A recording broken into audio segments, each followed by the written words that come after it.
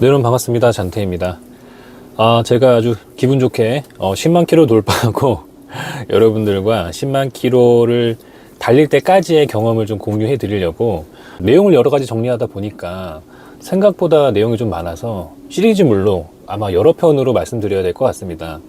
그래서 오늘은 첫 번째인데요. 일단 가장 질문을 많이 해주신, 그리고 카페에서도 이렇게 봤을 때 좀 오래 탔다라고 하면 수리에 대해서, 그리고 EWI 가입에 대해서 질문 주시는 분들이 가장 많아서 오늘 첫 번째는 그 부분에 대해서 말씀을 한번 드려보도록 하겠습니다. 네, 오늘은 좀 화면이 멈춰 있을 거예요. 여기가 지금 슈퍼차저 왔거든요. 그래서 들어가기 전에 일단 저에 대해서 먼저 좀 말씀을 드리는 게 맞을 것 같아요. 뭐 갑자기 저의 소개를 하고 싶은 건 아니고요. 여러분들도 나도 나중에 차를 사게 되면, 또는 내가 지금 한 1, 2만 킬로 탔는데 10만 킬로까지 타게 되면 잔태의 상황하고 비교하면서 보셔야 되니까, 그래서 저의 상황에 대해서 몇 가지 말씀을 드려보려고 합니다. 한번 비교해 보시고요. 일단 가장 중요한 건, 저는 뭐 자동차 유튜버이긴 하지만 매번 말씀드린 것처럼 아주 극평범한 사람입니다. 그래서 자동차에 대한 뭐 정보나 지식 이런 것들이 많지도 않고요. 너무 평범한 그런 일반인의 관점에서 계속 피드백을 드리고 제 경험기 그 중에 와중에 아주 짜친 꿀팁들 이런 부분들을 드리는 사람이기 때문에 너무 평범하다라는 거를 먼저 말씀드리고요. 그리고 제 성향 자체는 되게 좀 무던합니다. 뭐 이렇게 예민하진 않아요. 차에 대해서는 이렇게 좀 무던합니다. 그게 어떤 얘기를 드리고 싶은 거냐면, 승차감에 대해서 예민하거나, 뭐라 그러죠? 핸들링, 뭐 서스펜션 이런 거에 대해서 지식도 없거니와 예민하지도 않다. 그래서 그냥 여러분들처럼 차 저거 전기차구나 테슬라구나, 그리고 뭐 크기가 어떻구나, 디자인 어떻구나, 요 정도 보고 몇 가지 판단하고 예산 안에서 와이프하고 의논해서 차를 구입한 거기 때문에 그냥 평범너다 라고 말씀을 드리고 싶었던 걸 한 번 더 설명드렸고요. 그리고 저는 수입차는 이 차가 처음입니다. 기존에 계속 이제 기아 자동차, 현대 자동차 위주로 탔었습니다. 그런 백그라운드 좀 아시면 좋을 것 같고요. 테슬라를 살 때는 제가 뭐 직전에도 이제 당연히 현대기아차를 타고 있었고요. 그리고 작은 차 탔었어요. 준중형 탔었고요. 거기에서 올라왔다라고 생각하시면 될 것 같고, 지금 현 상황은 저희 와이프하고 그리고 초2 딸아이하고 3년 반째 정확하게 타고 있습니다. 그래서 지금 10만 800km 넘어가는 이 주행거리를 이 차하고 우리 가족하고 아주 잘 타고 있는 상황이다. 그리고 마지막으로 말씀드릴 건, 제가 아까 뭐 예민도도 낮다고 했지만 저 튜닝을 거의 하지 않습니다. 근데 제가 왜 그런가 저 스스로도 이렇게 여러 사례들도 보고 저 스스로 돌아봤는데, 알고 보니까 제 MBTI 특성이더라고요. 제가 ESTJ거든요. 근데 가끔 재미삼아서 이렇게 ESTJ 관련된 동영상들을 바라보면 극실용주의자, 좋게 말하면, 조금 세게 말하면 극한의 효율충들이더라고요. 별로 뭐 쓸데없는 데 돈 쓰기 싫어합니다. 그래서 지금 여기 이미지에는 커버가 순정으로 되어 있지만 휠 커버 지금 한 2번 바꿨나? 합쳐서 한 12만원 들었던 것 같은데요. 2번 바꿨으니까 10만원 안 들었군. 3번 바꿨네요. 3번 바꿨으니까 한 15만원 내외 들었겠네요. 그 정도 들인 게 돈 제일 많이 들인 것 같고요. 뭐 요크 핸들도 안 하고, 뭐 거치대는 거치대 필요하니까 거치대는 쓰고 있고, 튜닝할 게 없습니다. 뭐 저기 방향지가 차 냄새 좋아야 되니까 새는 거고, 그런 필수품 몇 가지 빼고는 튜닝을 전혀 하지 않은 아주 순정파, 정통파다 라는 백그라운드 좀 말씀드렸습니다. 네, 그러면 가장 궁금해 하실 지금까지의 수리 내역에 대해서 쭉 한번 말씀드릴게요. 가장 궁금해 하실 게 뭐 유상이겠지만, 그냥 제가 출고했을 때부터 순서대로 어떤 수리들을 했었는지를 설명드려 보겠습니다. 일단 초기 수리를 받았냐, 초기 하자에 대해서 수리받는 부분들이 있는데, 네, 저는 수리를 받았습니다. 정확하게 이슈는 3가지였어요. 가장 뭐 좀 큰 이슈라고 하면 조수석 유리창이 약간의 크랙이 있었어요. 근데 감사하게도 그걸 제가 찾은 건 아니었고요. 제가 항상 칭찬에 맞이하는 국수월드에서 제 차 틴팅을 해줄 때 검수를 다 해주시는데 무료로 포함되어 있습니다. 검수할 때 거길 찾아서 딱 짚어주더라고요. 그러면서 너무 감사한 건, 요거 서비스 센터에서 수리가 될 거다, 그동안에 그 고객들 데이터에서 보니까 그런 경험이 있더라라고 알려주셔가지고, 전 사실 몰랐거든요. 깨지면 그냥 타는 줄 알았는데 교체될 거다라고 미리 정보를 주셔서, 마침 제 어드바이저한테 물어보니 접수해 보셔라, 될 거다라고 똑같은 피드백을 받아서 접수를 했었고요. 그리고 동시에 한 2가지 정도 더 있었는데, 운전석 뒤쪽에 저희 아이가 타는 자리긴 한데 지금 반대로 넘어갔지만 거기 문 손잡이가 잘 안 닫혔어요. 좀 세게 꽝 해야 닫히는 뭐 이슈가 있었거든요.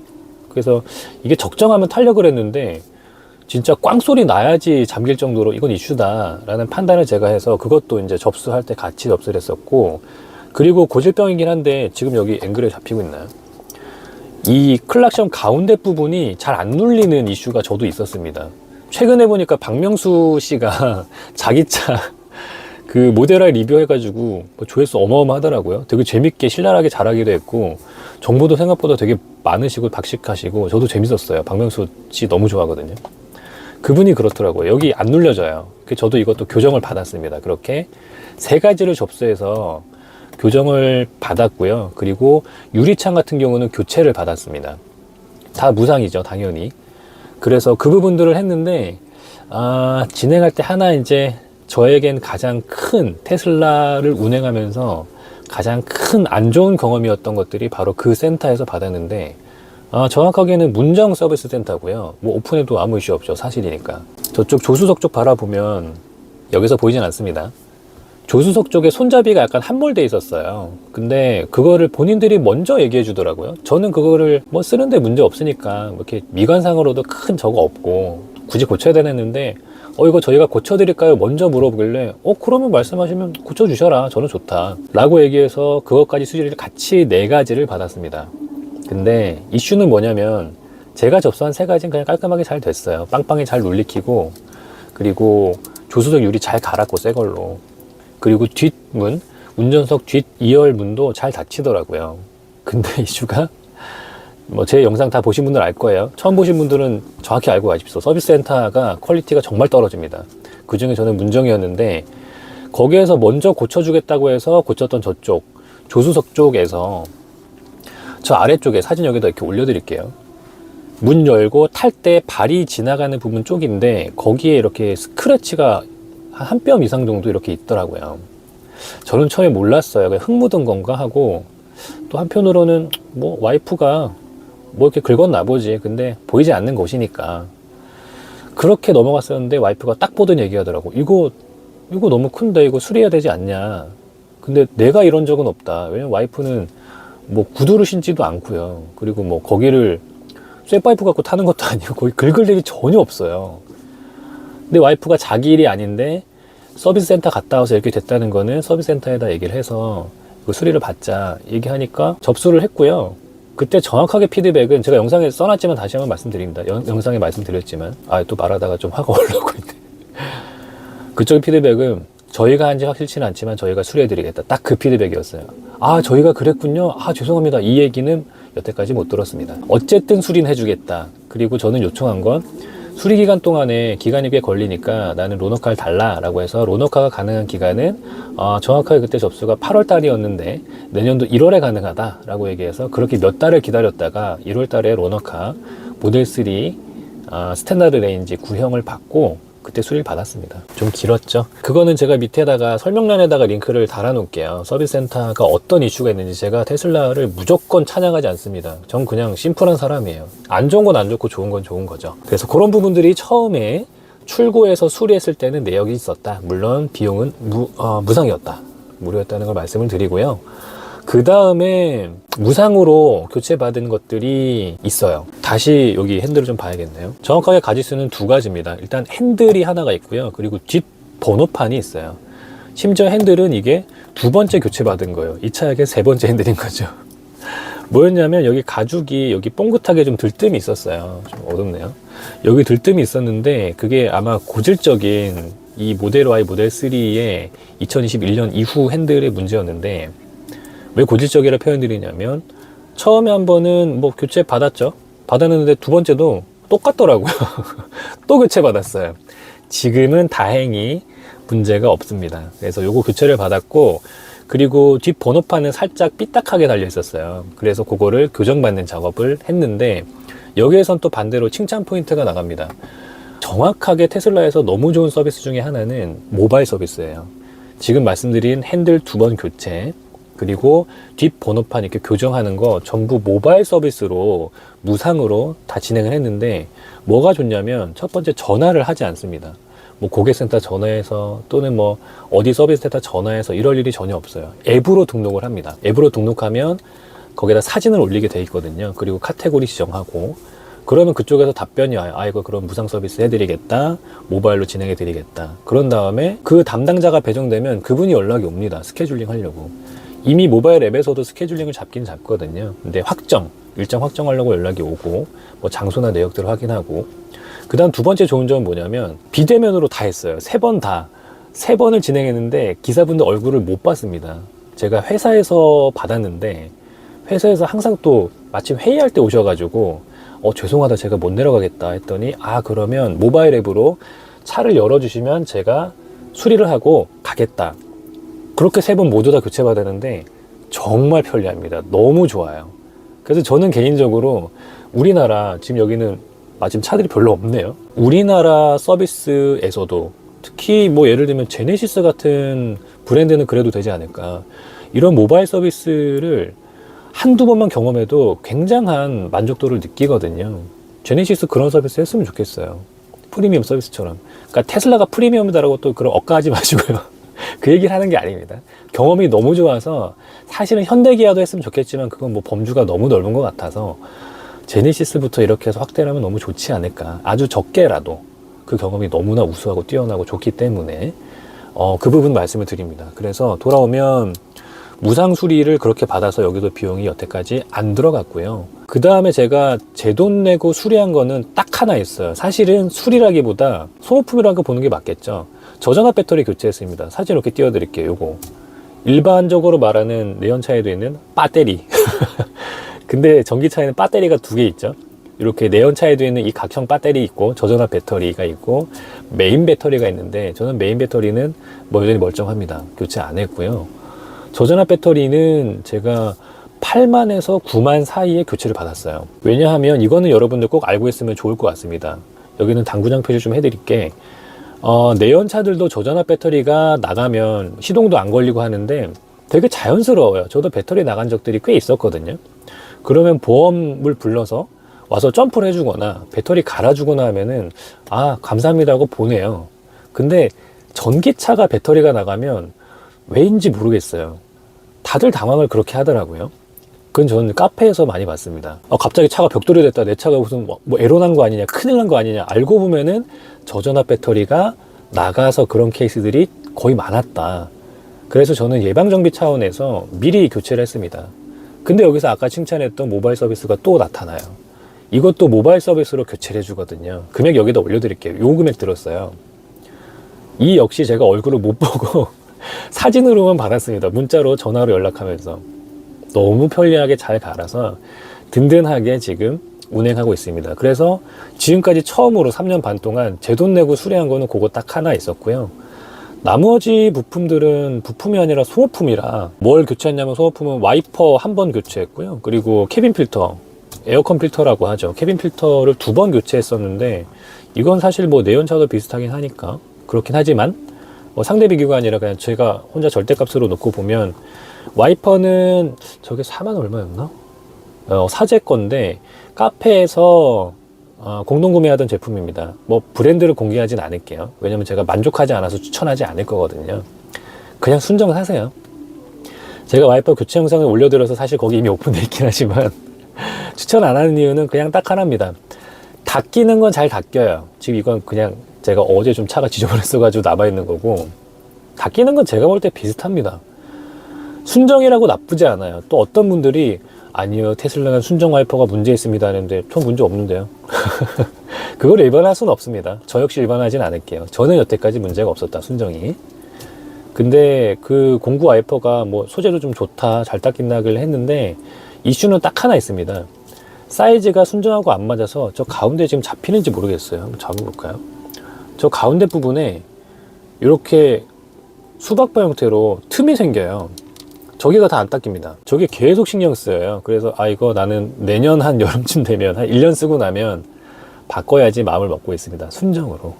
와이퍼는 그 정도 말씀을 드렸고요. 캐빈 필터는 사제 한번 썼고 이번에 순정으로 돌아왔습니다. 돌고 돌아 순정인 건데, 사제 필터는 국산은 아니에요, 당연히. 뭐 국내에 있는 업체가 뭐 이렇게 뭐 업체 많죠.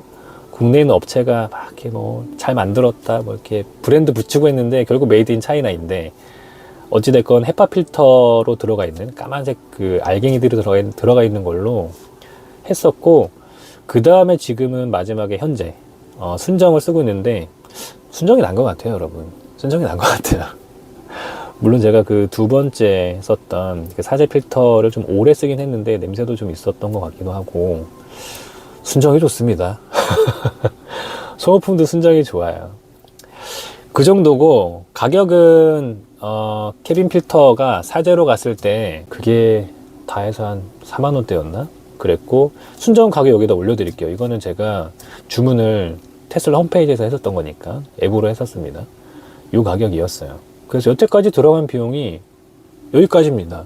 수리비, 뭐 교체비, 타이어는 그냥 빼놨어요. 타이어는 뭐 내연차하고 비슷할 거고, 타이어는 대략 아시죠? 뭐 80에서 한 100 이상 나가겠죠. 전 타이어는 이제 윈터 한 세트를 추가로 구입해서 지금도 윈터 끼고 있고요. 겨울이니까 윈터 꼭 끼십시오, 여러분.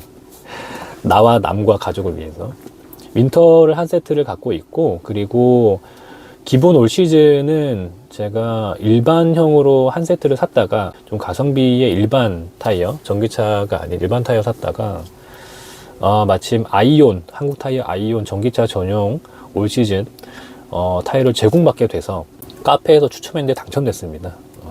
그래서 그 타이어는 아주 잘 끼고 있어서 실제적인 비용이 들어간 건 그 두 세트 산 거죠. 올 세트 한번 가른 거, 그리고 윈터 한 세트 산 거. 근데 뭐 비용이야 뭐 일반 내연차도 좋은 타이어를 끼게 되면 뭐 확 올라가고 하니까, 내연차하고 비교는 아니겠지만 거기에서 제가 하나 드리고 싶은 팁은, 여러분들 전기차를 타시는데 타이어도 반드시 전기차용 타이어를 타세요. 비싸긴 해요. 일반형 타이어보다, 일반 내연차용 타이어보다 비싸긴 한데 상당히 만족합니다. 상당히 만족해요. 굉장히 승차감도 좋고 소음도 적고 너무 좋아요. 그래서 저는 윈터는 지금 일반 차량용 윈터 타이어를 끼고 있는데, 다음에는 윈터도 전기차 전용 윈터로 바꾸려고 하고 있고, 앞으로 계속 전기차 전용 타이어로 바꾸려고 하고 있고요.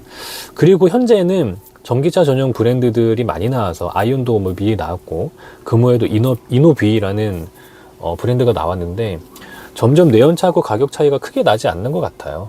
좋아지고 있는 것 같습니다. 네, 그래서 여기까지가 제가 일단 수리 내역과 비용들 합해 본 거고요. 뭐 얼마 안 되죠? 예, 그래서 보면은 큼직하게 수리한 게 없었고, 자, 여기까지 제가 돈 들인 거고, 마지막은 제 돈 들인 건 아닌데 크게 교차한 게 하나 있긴 합니다. 제가 문콕을 한번 당했었어요. 저쪽 조수석에 있는 휀다를 휴게소에서 저희가 가족이 타고 있는 상태에서 저기를 문콕을 쳐가지고 바로 그 자리에서 잡았다 표현할 뻔했네요. 바로 그 자리에서 확인하고, 그 다음에 그쪽 보험사에서 처리해준다고 해서, 나 그러면은 수리기간 동안에 똑같은 차량으로 렌트도 하겠다. 그래서 모델하이 스탠다드 레인지 렌트도 했고, 그리고 수리도 다 그쪽 보험사에서 해줘서 진행을 했습니다. 뭐 제 돈이 안 들어갔죠. 그래서 조수석 휀더는 갈았어요. 보니까 강서의 FMK였나? 거기가 이제 공식 협력 업체인데, 거기를 입고를 시켰었고, 저는 처음에 그냥 이렇게 뭐 판금 정도면 될 줄 알았더니 그게 아니라고 하더라고요. 그래서 교체를 받았었고요. 뭐 당연히 제 돈이 들어가지 않았습니다. 그래서 수리는 거기까지가 끝입니다. 끝. 여태까지 아무 이슈나 뭐 문제나 이런 것들이 없었고요. 그래서 돈 들어간 게 그게 다였습니다. 그렇기 때문에 제가 왜 누적해서 말씀드리냐면, 그래서 제가 여태까지 고장이 크게 뭐 몇백 단위 들어간 게 없기 때문에 EWI 가입하지 않았습니다. 근데 이거는 여러분들 선택적으로 하세요. 제가 하라 말할 수 없는 것 같습니다. 저 같은 경우는 경험상 3년 반, 지금 10만 킬로 넘어갈 때까지 특이한 또는 큼직한 자체 고장이나 그걸로 제 돈이 들어간 게 없었기 때문에, 앞으로 발생한다 하더라도 EWI 가입하는 비용보다 뭐 낮게 나오겠지 하는 제 경험이 그러니까요. 그래서 가입을 안 했습니다. 근데 초기에 가입하면 가입비가 꽤 이제 낮아지는 걸로 알고 있는데, 뭐 가입하는 것도 나쁘지 않은 것 같아요. 어쨌든 그건 저는 제 경험이 그런 거고, 선택은 여러분들이 하세요. 저는 잘 모르겠어요. 저는 가입하지 않았지만. 네, 그렇게까지 일단 제가 10만 킬로 넘어가면서 가장 궁금해하실 수리 내역들, 수리 비용들 그리고 EWI는 가입하지 않았다라는 경험을 먼저 좀 공유해 드렸고요. 다음 편에서는 누적 충전비를 말씀드려 보려고 하는데, 누적 충전비는 제가 지금 10만 800 점점 이제 늘어나겠지만 요거를 운영했을 때 실제 제 누적 충전비하고, 그리고 가장 많이 비교하실 다른 전기차 말고요, 내연차 중에 하이브리드, 사실 저도 처음에 구입할 때 하이브리드와 내연차 셋 다 놓고 고민했었는데 그 세 가지를 같이 한번 비용을 비교해 봐 드릴게요. 제가 내려봤는데 한 5년 타면 몇백 차이 나거든요. 구체적으로 말씀드리는 시간을 두 번째 갖도록 하겠습니다. 그리고 그 외에도 10만까지 탔을 때 또 이것도 궁금하다, 뭐 이런 기능적인 건 많이 쓰나요? 이거는 괜찮나요? 저건 어땠나요? 이런 궁금점들 있으시면 리플로 달아주시면 후속 시리즈로 제가 다 경험기를 공유해 드리도록 하겠습니다. 네, 시청해주셔서 감사드리고요. 다음 시리즈로 찾아뵙도록 하겠습니다. 고맙습니다. 잔태였습니다.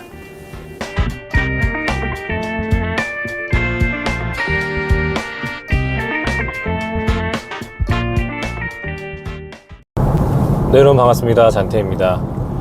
10만 킬로 후기 두 번째 영상이고요. 일단 첫 번째 영상에서 제가 뭐 수리비, 소모품비 말씀드렸었는데 그렇게 많이 관심 가져주실지 몰랐어요.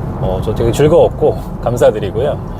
예고해드렸던 것처럼 두 번째는 충전비를 말씀드릴 건데, 썸네일에서 제가 써놨지만 그냥 제 단순 충전비보다 중요한 건 실제로 앞에 가고 있는 저 그랜저처럼 여러분들이 하이브리드를 샀을 때 사실 전기차 고민하면은 일반 내연차하고 비교하지는 않으실 거거든요. 그래서 하이브리드 차량과 비교하면 얼마나 차이가 있을까라는 부분을 계산을 한번 해봤습니다. 상당히 흥미로우니까 끝까지 한번 봐주시면 좋을 것 같습니다. 일단 비교 선상에 놓은 차는 소렌토 하이브리드입니다. 제가 제 첫 영상이었는데 저는 처음에 팰리세이드하고 비교를 했었고요. 팰리세이드는 그 당시 3.8 가솔린과 2.0, 2.2 디젤인가요? 이제는 가물가물하네요. 있었는데 사실 지금 생각해보면 좀 먹먹하기도 하고 막막한 선택지였죠. 둘 다 연비가 뭐 그렇게 좋진 않죠, 상대적으로 하이브리드보다는. 그래서 그 선택지는 좀 제외했고요. 실제 그 당시에 소렌토 하이브리드가 있었어요. 그래서 지금의 생각으로 그때 돌아가서 모델 Y가 없다고 하면 하이브리드 선택했을 것이다 라는 기준을 가지고 저도 비교를 해봤고, 지금 여러분들도 전기차 처음 입문할 때 사실 그 계단으로 활용하는 게 하이브리드죠.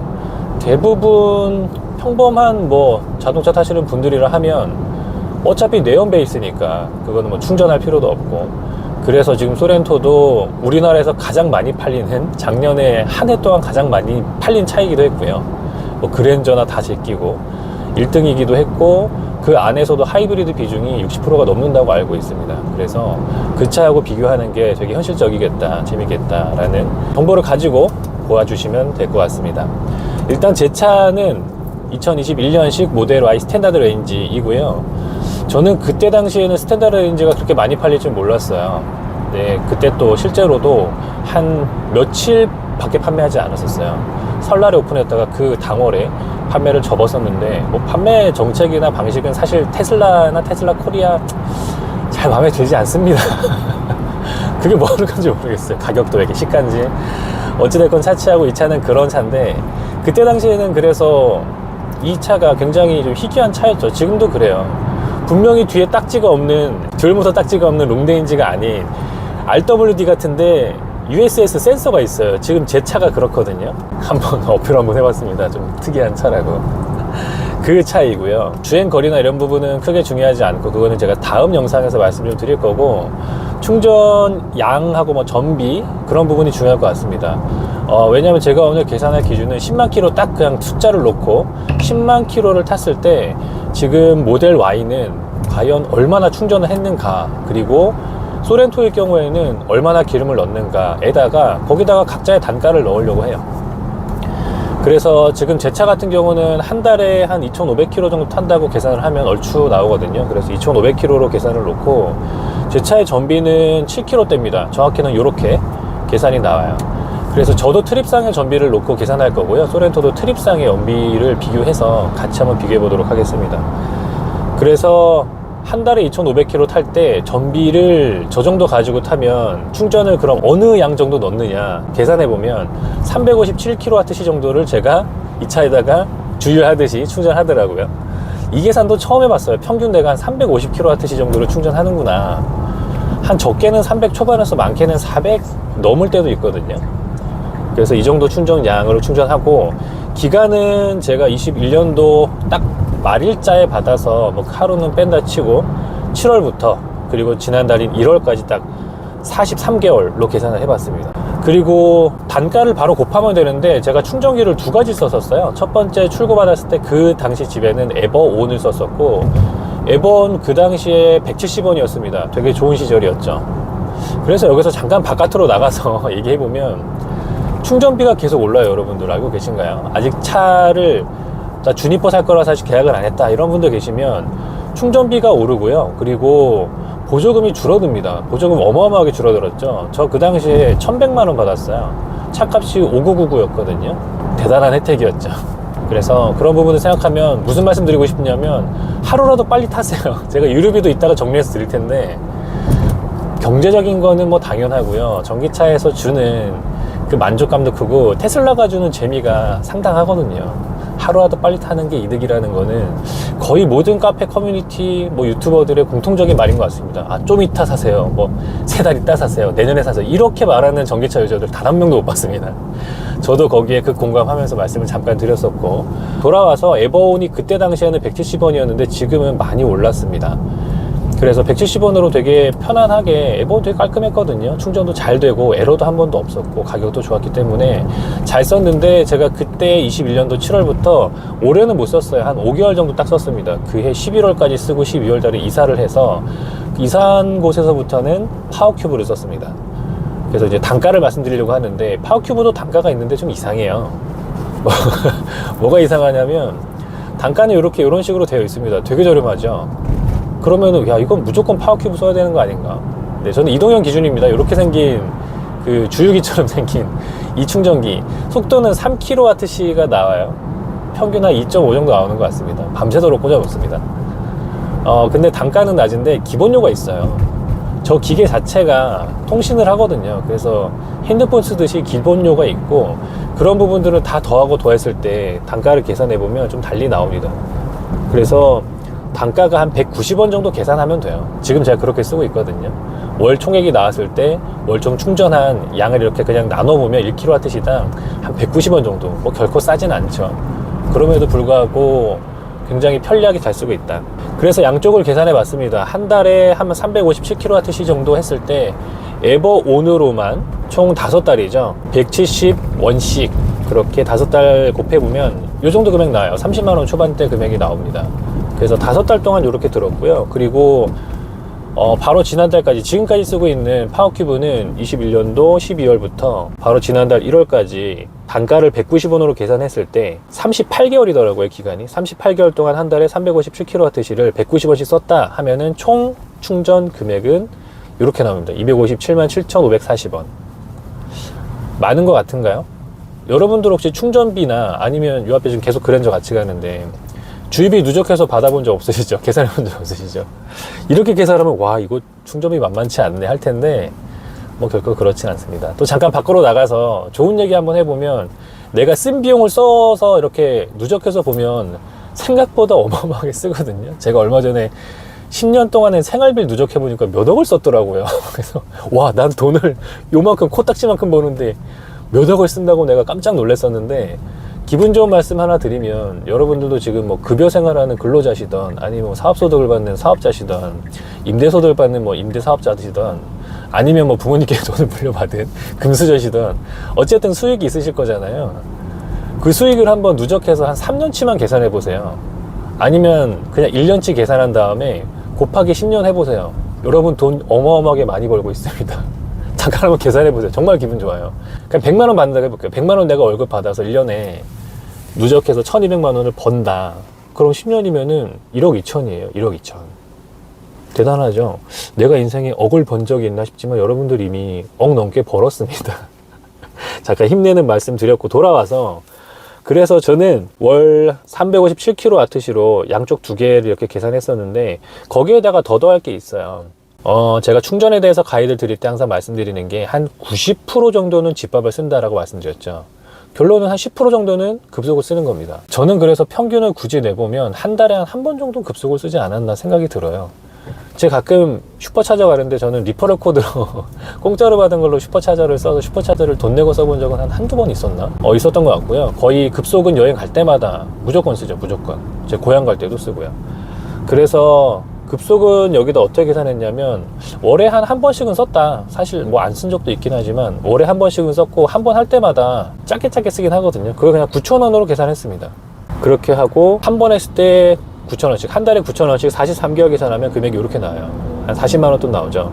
그래서 이거를 싹 다 더하면 금액이 이 정도 나옵니다. 저는 여태까지 10만 킬로를 탈 때 한 300만 원 초반대 정도로 10만 킬로를 탔다. 네, 요게 지금 제 누적인 거고, 월로 나눠보면 한 8만 원대 나오나요? 그 정도 계산이 될 것 같습니다. 실제로 제가 월마다 충전비를 보면 뭐 적게 나올 때는 한 6만 원대 정도 나오고요. 지금 현재 파워큐브 기준으로 많이 나올 때는 한 9만 원대 나오나? 근데 이렇게 전체 썸을 해서 이렇게 나눠보니까 평균 한 월 8만 원 정도 들어갔다 라는 계산이 나올 것 같습니다. 자, 저는 끝났어요. 이제 비교할 차로 들어가야죠.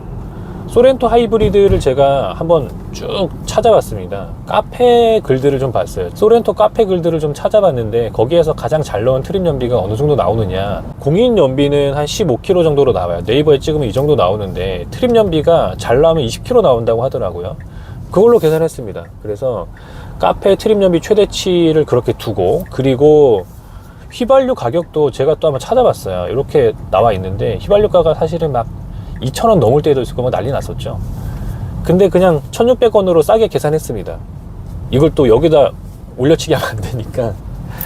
그러면 그렇게 계산하면 얘는 굉장히 쉬워요. 10만 킬로를 연비 20km로 계산했을 때 몇 리터를 넣냐면 정확히 5,000리터가 들어가죠. 5,000리터를 1,600원씩 주유했다고 하면, 자, 궁금하시죠? 얼마나 기름 넣는지. 10만 킬로를 20km 연비를 탔을 때 800만 원 주유합니다. 800만 원. 월에 한 18만 원 정도 주유하는 거거든요. 이거를 4주 동안 저도 거의 그 내연차 탈 때 일주일에 한 번씩 주유했는데 18만 원을 그냥 주 단위로 나누면 일주일에 한 4만 5천 원씩 주유한 거죠. 뭐 적정한 것 같죠? 네, 요걸 놓고서 비교를 해봐야 될 텐데, 근데 하나 더 있어요. 아까 제가 얘 충전비 얘기할 때는 급속 충전비를 플러스 했던 것처럼 소렌토에는 추가적으로 들어가는 비용이 있죠. 10만 킬로 탈 때. 기억나시나요, 여러분들? 아마 지금 내연차 타는 분도 계실 텐데 엔진오일이 들어가죠. 엔진오일. 전기차는 엔진이 없기 때문에 엔진오일이 들어가지 않지만, 엔진오일도 제가 그래서 또 찾아봤습니다. 소렌토 하이브리드 엔진오일 갈 때 얼마나 들어가나 14만 4천 원 들어간다고 하더라고요. 근데 여기서 또 기준이 필요하죠. 어떤 분들은 5천마다 가는 분도 있고 어떤 분은 만마다 가는 분도 있고 한데, 저는 그냥 평균치로 10,000km마다 간다고 생각해서, 제가 10,000km마다 갈았었거든요. 10,000km마다 간다고 쳤을 때 뭐 10만 킬로면 10번 갈았을 거 아니에요. 그래서 정확히 요 금액입니다. 144만 원. 그래서 총액이 소렌토 하이브리드를 10만 킬로 탔을 때 다른 소모품들, 뭐 브레이크 오일, 뭐 미션 오일 이런 거 다 제외하고요. 다 제외하고 순수하게, 네, 딱 정확하게 엔진 오일과 주유비, 그리고 이 차는 충전비, 엔진 오일 없으니까 그것만 빼고, 그게 기본적으로 들어가는 기름 관련된 부분을 더해보면 944만 원과, 그리고 아까 제 총 충전비가 한 320 얼마였는데 여긴 좀 올려칠게요. 제 걸 올려쳐서 344만 원이라고 그냥 계산을 할게요. 그렇게 따지면 얼마가 차이 나느냐? 정확히 600만 원 차이 납니다. 어떠신가요? 저는 상당히 기분이 좋았거든요. 제가 팰리세이드 첫 영상, 팰리세이드하고 초반에 두 대를 5년 탔을 때, 10년 탔을 때 얼마나 차이가 날 것이다 라는 계산을 해서 했을 때도 예측은 거기에 몇백만 원 차이가 나는구나 했지만, 실제 10만 킬로 타고 났을 때, 아, 내가 저 내연차들 뽑았을 때보다 와, 600만 원 세이브했어라는 생각하니까 기분이 너무 좋은 거예요. 그래서 퍼센테이지로도 한번 비교해보면, 휘발유 그 하이브리드죠. 하이브리드에서 휘발유를 10만 킬로 탈 동안 넣은 거 대비해서 36% 수준이에요.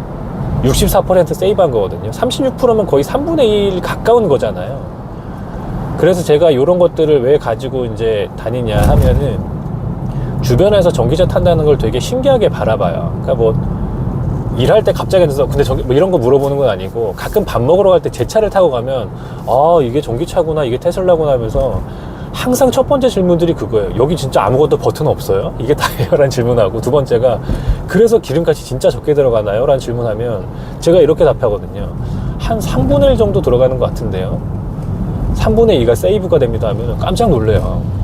깜짝 놀랍니다. 근데 여러분들도 이런 부분들을 알고 계시면 될 것 같다. 그리고 하나 더 계산해 볼 게 있습니다. 재밌게. 뭐냐면 제가 이 차를 폐차할 때까지 탈 거예요. 지금 10만 킬로가 넘었고요. 예전 영상에서 지금 우리 딸이 이제 올해는 10살이 됐는데 3학년 올라가는데 우리 딸이 20살 때 면허 딸 때까지 이 차 타고 싶다 말씀드렸었는데 3년 반에 지금 10만 탔으면 10년 후면은 얼마가 되는 거고 40만이 되는 건가요? 정말 고장 안 나면 타고 싶습니다. 무슨 말씀 드리고 싶냐면 20만까지는 현실적으로 탈 거거든요. 얼마 안 남았어요. 20만 타게 되면 정확히 그러면 얼마나 차이가 나느냐. 지금 잔태 기준으로 제 차 요 컨디션의 요 주행거리 기준으로 소렌토 하이브리드하고 비교해보면 1200만원 차이가 납니다. 1200만원. 차값 차이가 물론 있을 거예요. 저는 그때 당시 좀 심플하게 계산하면 차값이 6천만원인데 보조금을 1100만원 받아서 4900만원 정도의 차값만 계산했을 때입니다. 뭐 취등록세 다 제외했어요. 그렇게 계산을 했고, 그러니까 실제로 구입을 했고, 소렌토 하이브리드는 제가 아마 샀으면 4천만원 한 초중반대 옵션을 넣지 않았을까. 그러니까 차값이 뭐 한 4,200 정도 되는 차값으로 계산한다고 치면 한 700 차이가 나죠, 차값. 그러니까 700 정도는 10만만 타면은 바로 차값은 상쇄가 돼요. 유류비가 더 적게 들어가니까. 그 다음부터는 온전히 돈을 버는 겁니다. 근데 제가 뒤에 이제 후기 영상에 더 말씀을 드리겠지만 앞에서도 많이 말씀드렸지만 내연차하고 전기차가 주는 그 가치의 차이가 상당히 또 있습니다. 지금 비용적으로도 한 10만 타면은 초반에 차값이 상쇄되는구나 싶기도 하지만 가치 차이가 뭐냐면 지금도 여러분들 제가 멈춰있을 때 굉장히 조용했죠. 앞에 가는 저 칸이나 저기 가장 많이 팔리는 준중형 스포티지도 조용은 하겠지만 이렇게 달릴 때 엔진 소음이 안 날 수가 없어요. 하이브리드가 전기 그 모터만으로 구동을 못 하잖아요. 그런 거죠. 그리고 출력이 상당히 좋습니다. 그 제 차에 대해서 제가 한 번씩 중간에 생각하고 찍진 못했는데 제 차가 힘이 상당히 좋거든요. 여러분들이 앞으로 타게 될 그리고 앞으로 주니퍼에서 나오게 될 RWD 모델은 힘이 더 좋아졌더라고. 340마력대까지 올라갔어요. 지금 제 차는 320마력대거든요. RWD 지금 판매가 됐던 지금도 인벤토리에 팔고 있는 직전 모델도 290마력대로 알고 있어요. 힘이 어마어마한 겁니다. 그래서 출력도 상당히 좋은 거다. 전기차가 주는 매력. 그리고 이제 테슬라가 주는 매력은 또 다른 거죠. 지금 마침 여기 전기차가 없네요. 앞에 있는 기아의 스포티지든 소렌토든 이런 차량들 대비해서 그리고 타사 전기 차량들 대비해서 모델 Y가 주는 그런 만족감. 테슬라 하입니다. 포포네요, 포포. 그 만족감들을 다 더하다 보면 충분하게 투자 가치가 있고, 그리고 투자 수준이 아니라 차는 사실은 집 다음으로 가장 많이 쓰게 되는 물건이고요. 그리고 가장 가족들과 많은 시간을 보내게 되는 공간이기 때문에 뭐 편안함, 즐거움, 그리고 비용 이런 부분들이 상당히 중요한데 저는 모든 면에서 만족합니다. 그래서 매진말로 좀 말씀을 드리면 모델 Y RWD 지금 인벤토리 아마 거의 끝난 것 같긴 한데 있는 모델을 구입을 하시던 아니면 주니퍼 RWD를 구입하시던 엄청나게 만족하실 거예요. 제가 지금 말씀드린 이런 비용들을 그리고 주유비들, 충전비들 그런 것들은 뭐 기본적으로 깔아 놓더라도 네, 그 정도 오늘은 두 번째 10만 후기를 말씀드리면서 다음 후기로 찾아오도록 하겠습니다. 네, 유류비 이 정도 차이 나니까 전기차 이제 고민 그만하시고 계약만이 답이다. 하루라도 빨리 계약하시는 게 주니퍼 계약을 빨리 열어주시길 테슬라 코리아에 바라면서 영상 마치도록 하겠습니다. 감기 조심하시고요. 건강한 하루 되십시오. 시청해주셔서 감사드립니다. 잔태였습니다.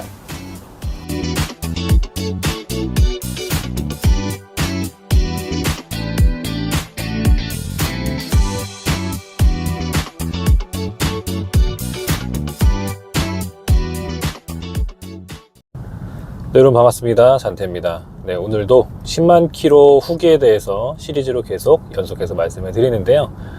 질문이 되게 많았던 내용 중에 하나입니다. 배터리 상태 어떠냐? 충전 완충했을 때 얼마나 줄어들었느냐?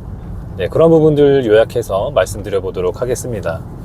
바로 말씀드릴까요? 완충 거리를 제가 처음에 완충했을 때 정확히 요 수치 그대로 394km까지 떴었어요. 제 차는 모델 Y 스탠다드 레인지, 현재는 RWD라고 운영되고 있고요. 앞으로 여러분들이 구입할 수 있는 주니퍼에서도 RWD가 나올 텐데 거의 뭐 비슷합니다. 그래서 왜 비슷하다 말씀드리냐면 지금 제 완충 거리가 현재라고 표현한 게 맞겠죠? 아직 주니퍼 안 나왔으니까. 현재 모델들도 거의 비슷해요. 400km가 넘었다는 분들을 거의 못 본 것 같습니다. 그래서 이 정도 완충 거리가 있었고요. 그리고 중요한 건 지금이겠죠? 네, 지금 바로 보여드릴게요. 바로 이렇습니다. 현재 완충했을 때는 341km까지 100%로 충전이 됩니다. 수치로 본다면 53km가 줄어든 거예요. 퍼센테이지로 본다면 13%가 감소했습니다. 수치만으로 보면 헉 하시는 분들도 있을 거예요. 그러면 이렇게 배터리 양이 떨어지는 게 얼마 정도가 평균이냐라는 부분은 그 부분은 잘 모르겠습니다. 지금 이 차가 워낙 많지 않기도 하고 글쎄요, 저도 그건 한번 커뮤니티에서 물어보긴 하고 싶긴 하네요. RWD 타는 분들도 한 1년 넘었으니까 그러면 완충거리가 얼마나 줄어들었는지 그건 제가 한번 추후에도 알려드리긴 할게요. 일단 제 차는 현재 이런 상태입니다. 21년 프리모트산 NCM 배터리이고요. 제 충전 환경을 말씀드렸죠. 파워큐브로 아주 저속으로 2kW, 3kWh 정도 속도로 충전해서 1시간에 한 16km 정도 충전돼요. 밤새도록 물려놓는 형태로 일주일에 일주일이 아니죠. 이틀 내지 한 3일 정도에 한 번씩 충전하는 환경이고요. 저는 이 차가 RWD랑 같은 주행거리가 길지 않은 모델이다 보니까 일상 충전이죠. 권장하는 일상 충전 그 퍼센트는 80%인데 그렇게 하기엔 좀 너무 적거든요. 그래서 저는 90%로 충전하면서 다니고 있습니다. 현재는 90% 충전하면 300km가 뭐 되거나 좀 빠지거나 그 정도예요. 그래서 그 정도로 충전하고 다니는데 그럼 또 질문이 나올 거예요. 90% 평상시에 충전했는데 300km를 겨우 찍고 다니면 그건 너무 줄어든 거 아닌가요? 불편하지 않으신가요? 하는데 뭐 결과론적으로는 불편함이 없습니다. 익숙해지는 게 가장 중요한 것 같고요. 익숙해진다는 것도 좋고 그리고 제 주행 환경이 짧진 않아요. 뭐 평균적으로 한 40km, 왕복 4, 50km를 다니는 게 평균적인 출퇴근 거리라고는 하던데 저는 어쨌든 뭐 편도가 꽤 기니까 그래서 장거리이기도 하고요. 그리고 주말마다 여행을 많이 가냐 한 달에 한 번 정도는 장거리를 가지 않을까? 근데 그 장거리가 뭐 목포를 가고 부산을 가고 이런 건 아닙니다. 한 1시간 반 내지 2시간 정도 되는 거리를 편도예요. 그 정도 거리를 한 달에 한 번 정도씩은 가는 것 같습니다. 그래서 90%는 300km, 100%는 한 340km 이 정도 되는 거리를 가지고 있는 이 차 타는데 불편함이 없냐? 없어요, 여러분들. 그래서 미리 알고 계십시오. 주니퍼는 주행거리가 늘었다고 알고 있어요. 한 400km가 당연히 넘는다고 알고 있고요. RWD 기준입니다. 한 제 예상으로 19인치 모델을 구입하시면 한 440km 정도 찍히지 않을까 예상을 하고 있어요. 그 정도면 롱레인지잖아요. 아, 부럽습니다만 저는 제 차도 좋습니다. 네, 제 차 잘 타고 있고 돌아와서 제가 계속 만족하다고 말씀드린 이유는 만약에 불편했으면 지금 이렇게 영상 못 찍고 있겠죠? 이미 지금 제 차를 엔카에도 올리고 있겠죠? 만족하면서 타고 있습니다. 그래서 불편함이 없고요. 그리고 전비도 말씀을 드릴까요? 누적 전비가 지금도 보면 토탈 133으로 나오네요. 근데 요거 여러분들 잠깐 꿀팁 하나 알려드릴까요? 여기에 찍히는 전비 요 수치는 여러분들이 알고 있는 1kWh로 몇 킬로 가느냐가 아니에요. 지금 요거는 1km를 갈 때 몇 와트를 쓰느냐, 몇 와트 C를 쓰느냐예요. 그래서 지금 요 수치가 1km를 갈 때 133 와트 C를 쓴다는 수치인데 뭐 그냥 눈으로만 보시고요. 일반적으로 지금 앞에 K5 저기 도요타 캠리죠. 그리고 저기는 1M인가요? 그냥 1인가? 뭐 저기 티구안도 가고 내연차들은 리터당 1리터당 몇 킬로를 가느냐를 연비로 하죠. 티구안이 연비 좋기로 유명하죠. 막 19km 간다 옛날에 그렇게 유명했었는데 전비도 똑같은 방식으로 계산하는 게 이해하기 쉽습니다. 그래서 1kWh 충전하면 몇 킬로를 가느냐 그렇게 계산하면 되고요. 꿀팁 바로 나가면 여기 133 찍혀 있죠. 그럼 이걸 우리가 말씀 나누고 있는 그 방식으로 어떻게 전환하냐, 1000 나누기 134 하면 돼요. 네, 그러면 1kWh 충전했을 때 몇 킬로 가느냐가 나오고요. 요 숫자는 7점 몇 킬로가 나옵니다. 아, 그러면 1kWh 충전하면 한 7km 가는구나, 전비가 트립상으로. 그렇게 이해하시면 된다. 그래서 제 지금 전비는 7kW대를 보여주고 있습니다. 아, 근데 여기서 여러분들이 오해하는 몇 가지도 해소를 해드릴게요. 일단 저는 전비가 좀 잘 나오는 편이에요. 두 가지 이유가 있습니다. 지금 이렇게 계속 보시면 제 출퇴근길인데 막혀 있잖아요, 항상. 막혀 있고 산길도 없고요. 멈췄다 섰다 가는 것도 없어요. 고속화도로가 한 90%가 되고, 멈췄다 출발하면 그때 에너지 좀 많이 쓰고요. 그리고 고속으로 많이 달리면 에너지를 무조건 쓰는데 저는 그렇게 에너지 쓰는 구간이 아니에요. 그래서 일반적인 출퇴근 도로보다 전비가 좀 좋게 나올 수 있는 환경이라는 게 첫 번째이고요. 두 번째는 지금 제 차가 좀 가볍습니다. 어떤 얘기냐면 지금 모델 I가 굉장히 여러 모델들로 파생이 되어 있잖아요. 그러니까 초반에는 지금 요 모델 스탠다드 레인지, 롱 레인지, 퍼포먼스 모두가 NCM 배터리였어요. 근데 이후에 RWD 모델은 LFP로 바뀌었죠. 그리고 하드웨어도 조금씩 바뀌었고, 그래서 그때 뭐가 바뀌었냐면 무게가 좀 늘어났어요. LFP가 상대적으로 NCM보다 조금 무겁거든요. 네, 그런 부분이 좀 차이가 있는 거고, 그리고 원래 그냥 절대값으로 얘를 놓고 보면 NCM 배터리의 후륜 구동인 요 모델은 배터리가 적어요. 작아요. 그래서 수치를 공개하진 않지만 제가 알고 있기로는 50에서 55kWh 정도 배터리를 탑재하고 있다, 또는 어떤 분은 60kWh를 탑재했는데 마진을 남겨놓고 운영을 한다, 이런 얘기를 하셔서 그렇고, 롱레인지나 퍼포먼스는 훨씬 큽니다. 배터리가 70kWh 시대라고 말하는 분도 있고 80kWh 시대라고 말하는 분도 있는데 어쨌든 커요. 한 20kWh 더 들어가 있는 거니까. 그래서 그만큼 무게가 더 나가고요. 반대로 말하면 이 차가 롱레인지나 퍼포먼스보다 더 가볍습니다. 배터리가 적어서. 그리고 모터도 하나가 덜 들어갔잖아요. 뒷모터 하나밖에 없으니까, 후륜 모터. 그래서 그런 부분들을 감안했을 때 이 차의 무게는 1700kg대예요. 모델 I 중에 제일 가벼운 모델입니다. 그래서 전비가 저는 좋아요. 이 차가 가볍고요. 그리고 요 구간이 좋습니다. 그러니 여러분들은 잔태가 지금 보니까 뭐 출퇴근길 비슷한 것 같고 나도 또 비슷한 RWD를 사려고 하는데 좋아, 내가 전비가 7km 나온다 라고 생각하지 않으셔야 됩니다. 보통 카페에 보면 제가 지금 요 겨울 전비는 169를 찍고 다니거든요. 요게 그냥 평균 전비로 찍고 다니는 분들이 꽤 많아요. 160대, 180대, 뭐 200대 넘는 분들도 꽤 많고요. 네, 그렇게 되면 전비를 환산하면 1kW 시당 뭐 5kg 또 뭐 4kg 이렇게 나올 수도 있어요. 근데 뭐 문제될 거 없습니다. 전혀 문제 없어요. 참고 삼아서 말씀을 드렸습니다. 자, 그 다음 하나 더 꼭 말씀드리고 싶었던 게 있었어요. 제가 지금 NCM이라고 말씀드렸는데 이제 바뀌어 있는 현재 모델, 이미 지금도 RWD는 손 좀 내릴까요? 오늘 이렇게 손이 올라가네요.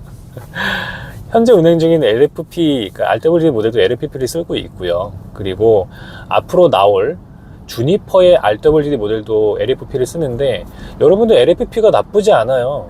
절대 나쁘지가 않습니다. 반대로 말하면 NCM이 절대적으로 좋은 게 아니에요. 지금 제가 여기 겨울 전비 말씀드렸죠. 제가 누적으로는 133인데 겨울은 지금 170대 찍어요. 169거든요. 이 정도 차이가 나요. 겨울에 NCM도 겨울은 배터리가 녹습니다. LFP라고 더 녹냐? 더 녹지도 않습니다. 제가 그 데이터는 이전 영상에도 몇 번 올려드렸거든요. LFP를 타는 분이 데이터를 올려주셨어요. 큰 차이 없습니다. 지금 아까 저희 뒤에 GV60도 가는데 NCM이든 LFP든 전기차는 겨울에 그냥 배터리 녹습니다. 그러니 이거 내가 주니퍼는 사고 싶고 전기차 처음 입문하고, 근데 LFP 괜찮나? 충분히 괜찮습니다. 그리고 작년에 우리나라에서 가장 많이 팔린 전기차가 테슬라 모델 Y이고요. 그 중에 가장 많이 비율을 차지하는 게 RWD예요. LFP 모델들 다들 잘 타고 있습니다. 너무 좋습니다. 그러니 LFP, NCM 갈라치기 하는 부분들, 그런 얘기들 들으면 듣지 마세요. 제가 지금 NCM 타고 있고 LFP 타는 분들 얘기만 들으세요. 경험하지 않은 사람들의 헛소리를 듣지 마십시오. 네, 그래서 배터리 여러분들이 타게 된 모델도 좋다. 그리고 400km 완충거리, 아마 주니퍼는 더 오래 나가겠지만, 더 멀리 가겠지만 나중에 줄어드는 거 굉장히 자연스럽고요. 줄어들어도 이미 익숙해진 이후에 줄어드는 거라서 걱정하지 않으셔도 된다는 부분을 10만 km 제가 탄 결과치로 말씀을 드렸습니다. 그 다음은 충전에 대해서 또 짧게 좀 말씀드리고 싶은데요. DC 콤보를 쓰냐 안 쓰냐 물어보는 분들이 꽤 있더라고요. 그리고 사야 되냐 말아야 되냐 물어보는 분들 같은 질문인데, 제 답은 항상 정해져 있습니다. 여러분들 DC 콤보는 그냥 사세요. 그리고 정품 사세요.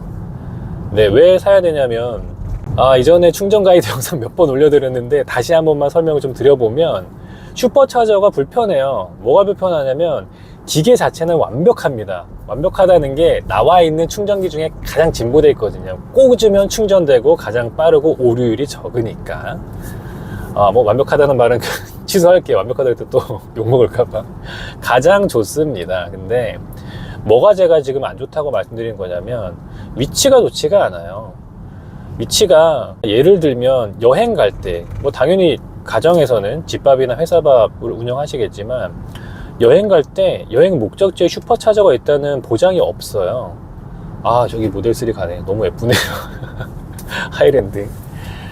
지금 저 하이랜드 운영하시는 분도 여행 갈 때 목적지에다가 슈퍼차저 놓고 가지 않을 거예요. 제가 작년 2월 달에 여수에 놀러 갔는데, 여러분들 여행 갈 때 초반에 한두 번은 아마 그럴 수 있어요. 내가 테슬라 샀어.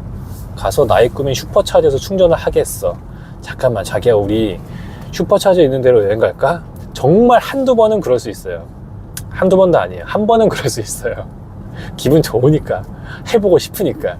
하고 나면 아실 겁니다. 근데 이게 좀, 이거 생각보다 좀 불편하구나. 여러분들 정확히 아세요. 슈퍼차저가 휴게소에 없습니다. 지금 우리나라 딱 한 군데, 경남 김해 진영 휴게소라는 곳 딱 한 군데에 지금 슈퍼차저 들어가 있고, 휴게소에 없습니다. 만약에 DC콤보 젠더가 있다면 그냥 가는 길에 쏙 빠져서 휴게소에서 충전하면서 밥도 먹고 뭐도 할 수 있는데, 슈퍼차저는 그렇지 못합니다.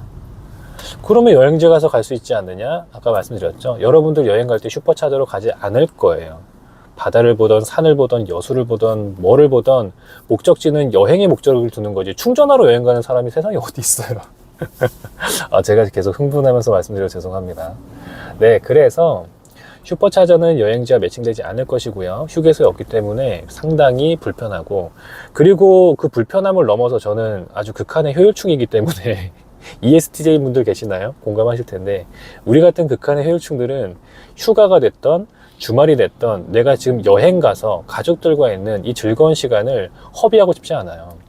그래서 제 가이드는 여행 목적지에 반경 20분 안에 슈퍼차저가 있다면 거긴 가세요. 뭐 20분 갔다 20분 오는 건 괜찮잖아요. 근데 20분 넘어가는 거리에 있다면 슈퍼차저 가지 마세요. 가지 마세요. 그냥 여행을 더 1시간이라도 즐기세요. 이 순간순간 1시간 얼마나 소중합니까? 사랑하는 사람과 여행 가서 소중한 주말 시간에, 너무 꿀 같은 휴가 시간에. 조차 왜 저러죠, 저거? 얘 지금, 여러분들은 저렇게 운전하지 마시죠, 우리. 저렇게 한다고 해서 들어올 수 있는 것도 아닌데 왜 저렇게, 박으려 그러나? 박으면 유튜브 각인데요. 박진 않았네요.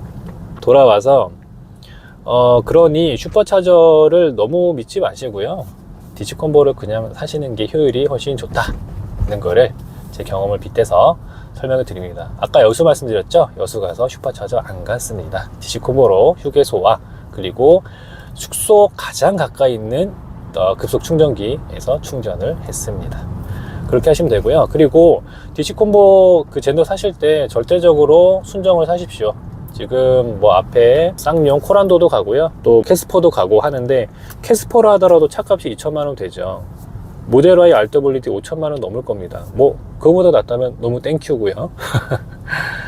5천만원 정도 되는 차에다가 10만원 아끼지 마세요. 왜 그렇게 하시겠어요? 순간 제가 또 흥분할 뻔했대요. 법적으로도 문제가 된다고 알고 있고, 다른 거보다 차 귀하잖아요, 여러분들. 그리고 중요하잖아요. 출퇴근할 때 쓸 수도 있고, 그리고 비용도 많이 들어갑니다. 만약에 고장 난다고 하면. 그래서 비정품 쓰다가 고장 났다고 하면 그냥 고장 날 수도 있지만 메인 배터리나 BMS 계통에 문제가 생길 수도 있습니다. 10만원 아끼지 마시고요. 그리고 보험이라고, 이건 보험이 아니라 기본이긴 한데, 보험을 드는 이유가 그런 거잖아요. 한 번의 사고를 대비하기 위해서 하는 건데, DC콤보 정품 사는 건 보험이라고 생각하십시오. 그 정도 말씀드리는 게 좋을 것 같습니다. DC콤보는 사시는 게 좋고 정품을 사시는 게 맞다, 이 말씀까지 드립니다. 그리고 DC콤보를 사용하는 방법도 좀 말씀을 드릴게요. 쓰시려면 슈퍼차저 찾는 법 여러분도 알고 계시죠? 앱에서도 찾을 수 있고, 여기 지도에서도 경로 탐색 누른 다음에 충전 소 누르면 주변에 있는 슈퍼차저가 다 뜹니다. 제일 가까운 곳부터 떠요. 그리고 여기서 볼 때 숫자가 뜨죠. 지금 8 뜨는데 8개 스톨이 남아있다는 겁니다. 그리고 저기에 숫자가 안 뜨고 시계 표시가 뜬다? 그러면 좀 기다려야 된다는 뜻이에요. 모든 스톨들이 다 충전 중입니다 라는 뜻입니다. 그래서 슈퍼차저는 이렇게 찾으면 되는데, 그러면 DC콤보를 이용할 수 있는 고속 충전기, 급속 충전기는 어디서 찾느냐? 앱을 쓰세요. 앱은 저는 일렉베리를 강추합니다. 네, 내돈내산이고요. 저도 처음에는 EV인프라라는 앱을 썼었고요. 중간에 한번 업데이트를 했는데 굉장히 로딩이 늦더라고요. 그래서 저는 지금 그걸 쓰지 않고 있고, 일렉베리라는 앱을 쓰고 있고, 일렉베리 빠르고 깔끔합니다. 그리고 앱을 쓰는 이유는 그 앱에서 완속 충전기도 찾을 수 있고 급속도 찾을 수 있는데, 중요한 건 결제도 할 수 있어요. 결제 카드 연동해 놓으면 앱으로 QR코드를 이렇게 비춰서 하는 결제도 가능하고, 신청하면 태깅 카드도 옵니다. 그래서 그 카드를 활용해서 결제할 수 있다는 게 편리함도 있지만, 덧대서 포인트를 적립해줘요. 포인트가 적립률은 정확히 기억은 안 나는데 꽤 쏠쏠합니다. 그러다가 1,000원 이상 적립이 되면 자동적으로 결제할 때 1,000원이 차감되면서 할인이 적용되는데, 1,000원이 그렇게 크지 않을 수 있지만 생각보다 커요. 급속 충전 한 번 할 때 한 8,000원, 12,000원 왔다 갔다 하면서 충전하거든요. 거기에서 1,000원은 한 10% 되는 금액이에요. 꽤 크게 다가옵니다. 지금 앞에 가는 스포티지가 주유를 한다 그러면, 저도 요즘에 참 잘 모르겠네요. 스포티지 주유하면 한 8만원, 6만원 들어가나요? 얼마 들어가죠? 그 정도 주유한다 그러면 1,000원이 상대적으로 그렇게 안 크게 느껴지는데, 10,000원 충전하는데 1,000원이면 10%니까 굉장히 크게 느껴져요. 그런 게 참 쏠쏠하다라는 부분까지 말씀을 드립니다. 네, 그 다음은 마지막인데요. 배터리의 상태예요. 지금 테슬라 모델 Y에는 배터리 정확히 2개가 들어가 있습니다. 여러분들이 알고 있는 메인 배터리, 고전압 배터리가 있고요. 그리고 저전압 배터리가 있어요. 일반적인 저기 지나가는 소나타에도 들어가 있는 배터리, 이렇게 생긴 거 들어가 있습니다. 두 가지 중에서 먼저 저전압 배터리 말씀을 제가 지난번에 한번 드렸어요. 1편에서 말씀드렸죠. 교체했다고. 교체하는 주기는 다른 분들이 저전압 배터리가 방전됐을 그런 주기를 보니까 한 9만에서 10만 되기 전에 이렇게 이슈 발생하는 건들, 방전이죠. 방전되는 건들이 있더라고요. 그래서 저는 8만 정도 때 예방정비 차원에서 모바일 앱으로 신청해서 아주 심플하고 간단하게 얼굴도 보지 않고 비대면으로 교체를 완료했습니다. 여러분들도 나중에 테슬라를 뽑게 되시면, 잔태가 얘기했으니까 8만 정도 되면 모바일 앱으로 신청해서 갈아야겠다라고 미리 알고 계시면 되고요. 메인 배터리는 뭐 갈고 말고가 없죠. 너무 지금 잘 타고 있어요. 거리 줄어든 거는 다들 줄어듭니다. 그건 괜찮고, 지금 생각 중에 하나는 나도 언젠간 배터리 오류가 좀 떴으면 하는 게 저의 솔직한 바람입니다. 한 10만 넘게 탔는데 제가 지금 8만이 넘어가서 일반 부품들은 보증이 끝났어요. 근데 배터리 보증은 훨씬 깁니다. 제가 여기 띄워드릴게요. 요게 배터리 보증 조건이거든요. 이 배터리 보증 기간 안에 메인 배터리가 오류가 한번 시원하게 떠서 한번 교체받고 싶어요. 그게 저의 꿈입니다. 되게 웃긴 말 같지만 유저들은 다들 그거 공감하고 기다리고 있습니다. 뭐 물론 배터리 교체해 주는 게 신품이면 좋겠지만 리퍼가 있는 경우도 있다고 하는데, 뭐 리퍼라 하더라도 10만 탄 제 배터리보다는 좋을 거 아니에요. 그래서 그 정도를 기다리는 게 메인 배터리에 대한 저의 마지막 피드백이고, 뭐 배터리는 고장 나고 말고가 없죠. 그냥 잘 타고 있습니다. 네, 그래서 그 정도 여러분들이 뭐 주행 거리나 충전, 배터리 관련해서 질문 주셨던 부분들에 대해서 오늘은 또 3번째 영상으로 피드백을 드려봤습니다. 제 후기를 말씀드려봤습니다. 그 다음엔 여러분들이 궁금해할지 모르겠네요. 뭐 하드웨어적인 부분들 중에서 배터리 제외하고 좀 상태가 어떤지에 대해서 말씀드려 보려고 하고요. 소프트웨어는 얼마나 사용을 하는가, 오토파일럿을 뭐 매일 쓰나요, EAP 구독 중이라 들었는데 잘 쓰나요, 모바일 앱 잘 쓰나요, 그런 부분들도 요약해서 질문이 아니죠. 제가 후기를 말씀드릴 거고, 그 외에도 여러분들이 10만 킬로 탈 때 이건 어떤가요? 저건 어떤지 뭐 궁금합니다. 알려주세요. 이런 부분들을 리플로 달아주십시오. 그럼 제가 제 경험했던 선 안에서 최대한 쉽게 경험기를 말씀드리도록 하겠습니다.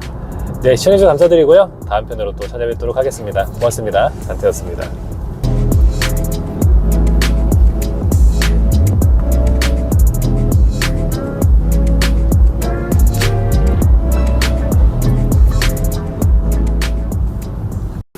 네, 여러분 반갑습니다. 잔태입니다. 네, 계속 10만 킬로 후기를 일반인 극평범 오너 입장에서 설명드리고 있습니다. 오늘 네 번째 시간이고요. 썸네일에 달아드린 것처럼 배터리를 제외한 하드웨어, 웬만하면 자동차에 하드웨어란 표현 잘 안 쓰는 것 같은데 유독 이 차는 디바이스 느낌이 강해서 저도 하드웨어란 표현을 쓰는 것 같습니다. 네, 바로 설명을 좀 드려볼게요. 일단 첫 번째는 이 핸들링과 뭐 승차감, 서스펜션 이런 얘기인데, 제가 뭐 누차 말씀드리고 이미 여러분도 아시죠? 저는 이렇게 자동차에 대한 정보, 지식 이런 것들이 뭐 깊은 사람이 아닙니다. 그래서 그냥 극평범한 사람 입장에서 여러분들하고 똑같이 그런 사람 입장에서 말씀을 드릴 거고요. 제가 뭐 말씀드리는 거는 정보나 지식은 유튜브, 카페 이런 데서 얻는 게 답니다. 뭐 똑같아요. 그래서 10만 킬로 동안 제가 몸으로 겪었던 거에 대해서 말씀 좀 드려보겠습니다. 일단 뭐 핸들링, 서스펜션 모르니까 바로 넘어갈게요.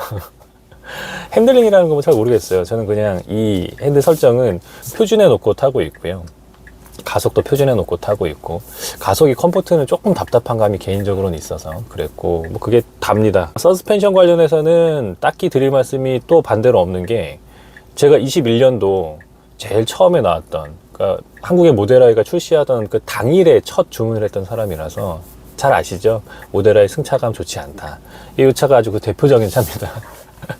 그나마 뭐 롱레인지나 퍼포먼스보다 조금은 가벼운, 한 200~300kg 가벼운 걸로 알고 있거든요. 뭐 그런 차이점이 있는데, 그게 그렇게 승차감에 영향을 줄까? 서스펜션에? 그런 생각이고요. 제 느낌을 말씀드려보면, 이상하게 작년 24년도 한 겨울 때부터 좀 느낌이 달랐던 것 같아요. 어떤 느낌이었냐면, 이게 왜 승차감이 괜찮게 느껴지다. 몸에 아주 몸에 에이징이 잘 된 것 같습니다. 근데 뭐 다른 것보다 제가 운전법 영상이나 아니면 여기 조장 영상에서도 말씀드리는 것처럼 여러분들 몸이 정말 여러분들 생각보다 똑똑하고 스마트합니다. 잘 익숙해지고 잘 견디고 잘 생활해요. 지금 저도 이 차의 몸이 그렇게 좀 맞춰진 것 같아요. 21년도부터 해서 2년, 3년, 4년 이렇게 3년 딱 지나고 나니까 이게 좀 몸에 익는다는 느낌이에요. 그래서 막 되게 불편하거나 이런 건 원래도 없었지만 지금도 큰 느낌이 없다, 그런 상태입니다. 거기에다 지금 이 영상을 보실 분들께 연관해서 이제 주니퍼 나오겠죠? 뭐 곧 오픈할 것 같습니다. 그리고 뭐 곧 출고도 하겠죠. 우리나라 왜 늦냐 뭐하나 하는데 뭐 안타깝긴 하지만 뭐 말해서 뭐 하겠어요. 그냥 저랑 같이 기다리시죠. 정보 많이 보시면서. 그래서 주니퍼는 지금 2열 뭐 탑승해 봤다 이런 유튜버들도 나오고, 또 1열에서 직접 운전하신 분들도 나오고 하는데, 저는 사실 정보나 이런 부분들은 뭐 다 여러분들 판단에 의해서 소화를 하시겠지만, 그 모카의 김한영 편집장님 그분 정보를 상당히 좀 신뢰를 합니다. 근데 승차감은 다른 영역이긴 해요. 그분도 얘기하고 다른 자동차 전문가 유튜버들이 얘기하는 게, 승차감은 너무 주관의 영역이라 다르긴 하지만, 그래도 그분을 포함한 몇몇 분의 얘기를 좀 들어보면 이전 모델 Y, 이 모델 Y 대비해서는 그래도 좀 좋아졌다, 평들이 대부분인 것 같아요. 그래서 주니퍼 모델 Y를 지금 기다리고 계신 분들은 지금 여기 잔태가 타고 있는 저 차보다는 조금은 좀 좋아지겠구나 라는 기대. 뭐 솔직히 이 차에 대한 평은 너무 심플하잖아요. 테슬라에서 가장 승차감 안 좋은 차, 얘보다는 좋아진다는 정도 생각을 가지고서 기다리시면 될 것 같다. 네, 그 정도 말씀을 드립니다. 두 번째는 서스펜션을 넘어가서 외관 부분 좀 말씀드리고 싶은데요. 외관에서 돌빵 같은 것들이 좀 있어요. 근데 여기서도 제가 뭐 누차 말씀드리죠. 뭐 테슬라 모델 Y라고 해서 특별하게 뭐가 이상하다 또는 뭐가 좋다 뭐 이런 것들이 존재하지 않습니다. 저기 앞에 GV70도 가고요. 저기 앞에 뭐 카니발도 가고 하는데 특히 돌빵 부분에서 그 말씀 드리고 싶었어요.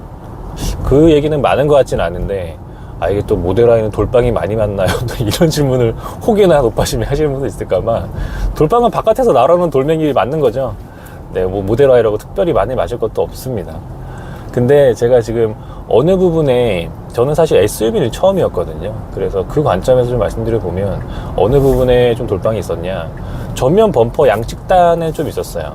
그리고 전면 범퍼 가운데도 한두 개 있었던 것 같고, 그리고 생각보다 꽤 많이 맞는 데가 그 2열이죠.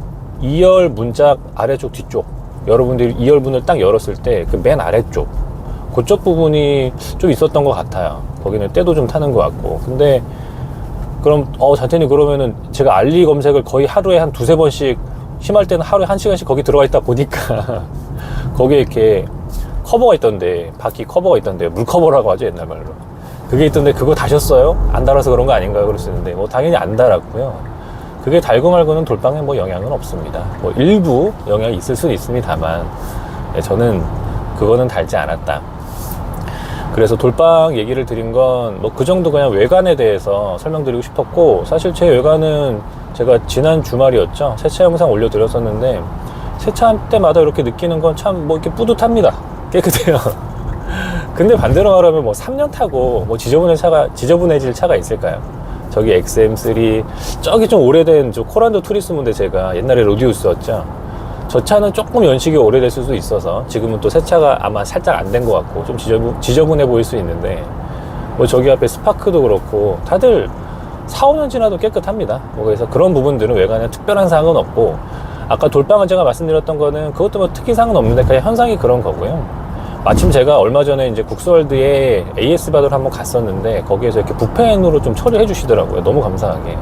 그래서 돌빵도 좀 사라진 상태이고, 그리고 하나 좀 팁을 드리자면, 돌빵 얘기는 아니지만 저는 그 틴팅 시공 받을 때 PPF를 같이 세트로 좀 받았어요. 세트에 거기 들어가 있어서 선택을 했고, 거기에서 추천드리고 싶은 건 사용할 때마다 되게 저도 좋은데, 내 문짝 요 끝에 제가 PPF를 붙였거든요. 뭐 사실 거기 말고도 여러 군데 붙였는데 가장 좀 유용하다고 생각하는 건 그 부분입니다. 내 문짝 끝은 꼭 붙이면 좋다.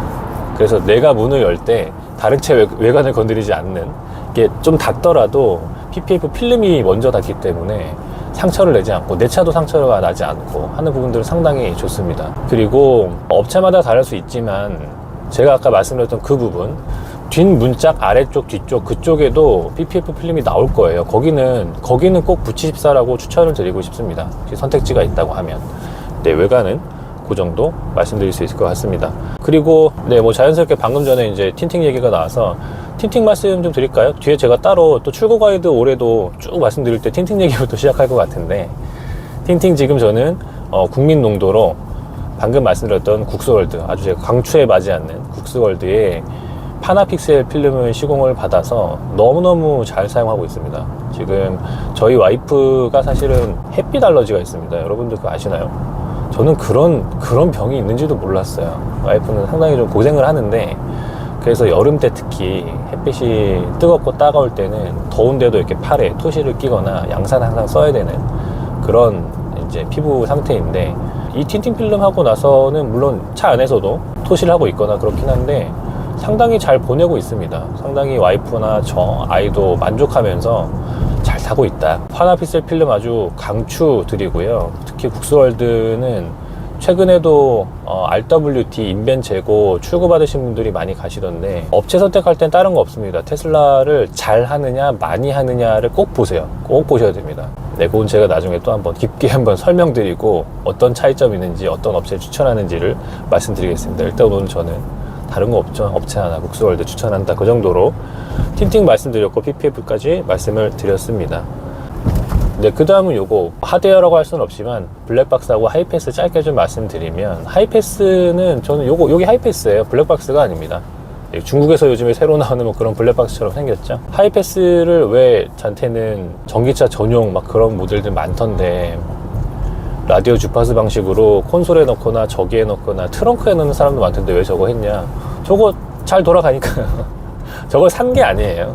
예전에 지금 앞에 내연차들 다 가고 있는데 저도 내연차 탈 때 썼던 그거 그대로 갖고 왔거든요. 뭐 그 차를 안 쓰더라도 하이패스는 멀쩡하니까 갖다 쓰면 돼서 저거 등록하는 것도 되게 쉽습니다. 이렇게 연결해가지고 컴퓨터에 한 번만 연결해서 한 번만 설정하면은 이제 그거는 2차 전기차 전용으로 해서 뭐 할인받을 것도 받고 적용받을 거 받고 다 합니다. 그래서 내가 지금 하이패스 산지 얼마 안 됐는데, 아니면 내가 지금 타고 있는 내연차의 하이패스가 너무 멀쩡한데 전기차 전용은 따로 사야 되나? 아니요, 갖다 쓰세요. 네, 등록만 한번 하시면 됩니다. 그런 정도 꿀팁까지 지금 경험기 말씀드렸고요. 근데 저거는 좀 답답해 보이지 않을까. 지금 영상에서도 계속 여기 계속 보이실 거 아니에요. 네, 전혀 불편함이 없습니다. 지금 뭐 저도 이렇게 운전석은 당연히 이제 보이는 게 없긴 하지만 되게 편하게 쓰고 있고, 그러면 조수석에 타는 와이프가 불편하지 않나요? 라고 얘기하는데 단 한 번도 얘기한 적이 없죠. 왜냐하면 저 셀토스나 제네시스 G80이나 칸처럼 내연차들 다 여기다 다루셨었잖아요. 그거 와이프가 제발 이 하이패스 좀 떼달라고 말씀하는 거 들어보셨나요? 전혀 없습니다. 다만 지금 뭐 새로 사고 싶다 하는 걸 제가 막을 수는 없죠. 전기차 전용이 있는 건 아닙니다. 전기차 할인 기능이 있는 하이패스들이 있는데 대부분 됩니다. 대부분 알아만 보시고 사시고요. 그리고 이왕 새로 사신다고 하면 라디오 주파수 방식으로 해서 어딘가 숨겨 놓는 게 편하긴 하죠. 네, 그 정도 말씀을 드리고 싶습니다. 저 앞에 폴스타 4가 가네요. 폴스타 4 보이시나요, 여러분들? 가까이 좀 가볼까요? 멀리서 보고 혹시 포르쉐인가 했는데 가까이 와보니 저 뒷유리창 없는 저 희한한 저 디자인. 상당히 괜찮은 것 같아요. 네, 제가 나중엔 또 다른 회사 전기차에 대해서 사실 얘기를 잘 안 하는데 폴스타는 어떻게 보면 제가 가장 좋아하는 브랜드가 되는 것 같습니다. 한번 얘기할 기회가 있다고 하면 얘기를 나눠보도록 하죠. 네, 다음은 블랙박스인데, 블랙박스도 뭐 제 영상 보신 분도 알겠지만 저 없어요. 순정으로 쓰고 있습니다. 순정이 뭐 불편하냐, 또는 뭐 왜 안 달았냐, 뭐 여러 질문들 나올 텐데요. 제가 출고 가이드 영상을 다시 찍을 때 뭐 깊게 설명을 드리겠고, 지금은 짧게 말씀드리면 배터리를 건드리기 싫었습니다. 저전압 배터리든 고전압 배터리든 거기에다가 어떤 장치나 어떤 작업, 직결 뭐 이런 것들을 해서 다는 걸 저는 원치 않아서 블랙박스를 못 단 거죠. 사실 블랙박스 자체가 싫은 건 아니에요. 사제 블랙박스 다 좋은데 블랙박스를 못 달았던 거고, 뭐 지금도 마음속에는 사제 블랙박스가 더 좋은 점도 많습니다. 걔네가 뭐 화질도 더 좋을 수도 있고, 이벤트 녹화도 더 잘할 수도 있고, 특히 음성 녹음이 되니까 그런 부분들은 사제 블랙박스가 더 좋은데 못 달고 있습니다. 그러면은 그걸 못 달아서 순정을 쓰는데 순정은 뭐 좋지 않으냐? 좋지 않을 거 없죠. 지금도 틀고 가고 있는데 녹화를 하고 있는 거죠. 녹화하고 있고, 주차 상태에서도 감시모드 녹화를 잘 쓰고 있습니다. 다만 뭐 부진한 단점이라고 하면 두 가지 정도가 있겠죠. 하나가 주차 상태에서 녹화를 할 때는 배터리 소모가 꽤 있습니다. 근데 그 부분은 사제 블랙박스를 달지 않았으니까 그 비용을 세이브해서 이쪽 비용으로 충전 비용을 일부 뭐 사용한다는 거죠. 등가 교환인 거죠. 그게 있고, 음성 녹음이 되지 않습니다. 이거는 저도 좀 아쉬운 부분이기는 해요. 꽁 사고가 났을 때 음성 녹음이 되어 있어야 뭐 여러 정황상이나 내 개인적으로도 좋은데 그게 되진 않습니다. 그래서 불박은 제가 항상 말씀드려요. 충분히 다른 유튜버, 다른 카페 후기들 보시고 직접 선택을 잘 하세요. 제가 지금 체감할 때는 다는 분들 반, 안 다는 분들 반 정도 되지 않을까요? 이거 뭐 너무 주관적인 겁니다. 데이터가 없어요. 저도 조사해 본 적 없습니다. 그 정도인 것 같으니 잘 편안하게 마음이 가는 대로 선택을 하시면 될 것 같다. 그 정도 말씀을 드립니다. 다음은 마지막인데 뭐 특별할 게 없을 것 같아서 시트에 대한 부분들도 좀 궁금하시죠? 시트는 사실은 칭찬이 많은 게 모델 Y입니다. 모델 3도 마찬가지고요. 저는 테슬라 시트는 상당히 좋아해요. 푹신푹신하고 편안하거든요. 뭐 이전 차가 제가 좀 작았던 차라서 시트가 안 좋았던 건 상대적인 감은 있긴 합니다. 또 이 차보다 월등히 좋은 시트에 탔던 분들은 역체감할 수도 있어요. 근데 적당하게 좋다. 푹신푹신 보들보들하고 깔끔합니다. 저는 까만색 시트를 선택을 했고요. 흰색 시트 선택하는 분들 보면 저도 항상 눈이 가긴 해요. 그래서 올 봄이나 여름 때는 저도 이 시트 커버를 한번 알리에서 사가지고 화이트를 시도해 볼까 생각하고 있습니다. 돌아와서 제 시트는 지금 멀쩡합니다. 지금 3년째인데 관리를 따로 해준 건 없어요. 관리를 그럼 뭘로 닦고 뭘로 이렇게 관리하냐? 물티슈로 합니다. 왜냐면 얘는 가죽이 아니기 때문에. 다들 알고 계신 거죠. 네. 비건 레더라고 해서 레자죠, 레자. 캐스퍼 지금 스타렉스 가는데 사실 현대차는 아주 급이 명확하죠. 이제 가죽이 아닌 라인도 있고 가죽으로 선택하는 옵션도 있고 옵션 나누기에 뭐 도 같은 회사니까. 근데 테슬라는 아시죠? 옵션이랄 게 없습니다. 시트도 그냥 하나예요. 가죽 없습니다. 다 똑같은 시트 모양, 다 똑같은 시트 재질인데 가죽이 아니라서 실내 청소하는 물티슈 있거든요. 실내 청소용. 그걸로 그냥 닦습니다. 특별하게 관리하지 않아도 뭐 갈라짐, 구겨짐, 찢어짐 전혀 없는 상태에서 너무 잘 쓰고 있다. 지금 3년 반째 이제 4년차 접어드는 순간에 시트 말씀드렸고요. 근데 시트 하나 조금 설명드리고 싶었던 건 1열 시트는 굉장히 편안해요. 푹신푹신하고. 근데 2열 시트는 잘 모르겠어요. 솔직히 아이한테 미안한 거 좀 있어요. 상대적으로 1열이 더 푹신하거든요. 2열이 더 딱딱합니다. 그리고 2열 가운데 자리는 저걸 의자라고 만들어놔 싶을 정도예요. 진심입니다. 이건 제가 얘기 한 번도 안 드린 것 같네요. 2열 가운데 자리는 누구 앉히지 마세요. 가끔 이제 단거리 갈 때 아이가 거기에 이제 재밌다고 앉긴 않는데 시내 주행할 때만 장거리 갈 때만 당연히 안 앉히기도 하는데 5명 탈 일이 가끔 있거든요. 고향 갔을 때 그때 가운데 자리 태우면 되게 미안해요. 제가 앉아봐도 이게 시트야? 싶을 정도로 높고 딱딱합니다. 좁고. 근데 뭐 이게 또 뭐 이렇게 대형차는 아니니까 그런 거 있으니 다만 그럼에도 불구하고 2열 가운데 자리 좌석은 상당히 딱딱하다. 감안하시면 될 것 같아요. 처음에 좀 놀랬거든요. 그 얘기를 들은 적이 없어가지고. 네, 시트는 그 정도 말씀드리면 하드웨어는 다 말씀드렸습니다. 다 말씀드린 것 같고요. 하나 좀 가이드 드리고 싶은 거는 저는 지금 일반 부품이죠. 일반 부품은 8만까지가 보증 그 기간인데 보증 거리인데 저는 8만 지날 때 하나 후회하는 게 있어요. 뭐 그 전에 저는 수리했던 게 수리 내역에서도 말씀드렸지만 뭐 크게 없었습니다만 8만 전에 이 하드웨어 관련해서는 한번 그냥 센터로 들어가세요. 한번 점검 받으시길 추천드립니다.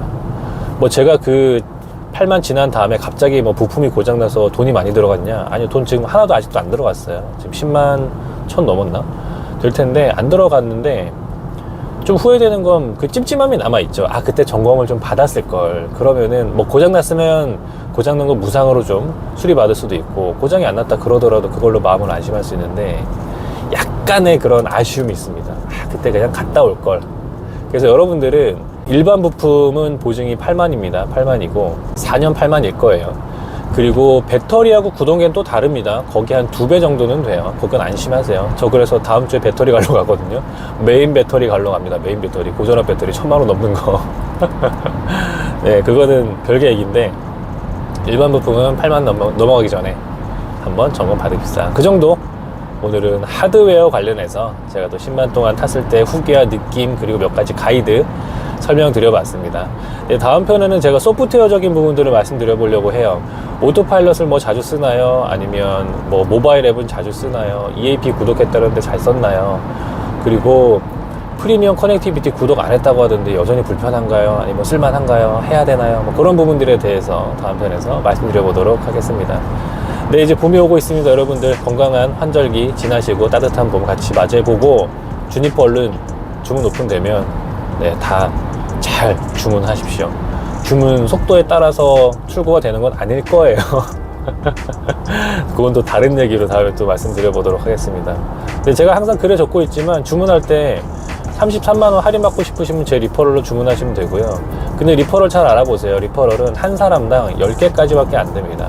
저는 지금 3명이 올해 벌써 주문을 해주셔가지고 7명이 남아있고요. 나중에 다른 분들 리퍼럴 필요하시면 게시판 하나 제 거 찬 다음에 열어서 공유하도록 하겠습니다. 네, 시청해주셔서 감사드리고요. 잔태였습니다. 다음 편으로 만나 뵙도록 하겠습니다. 고맙습니다.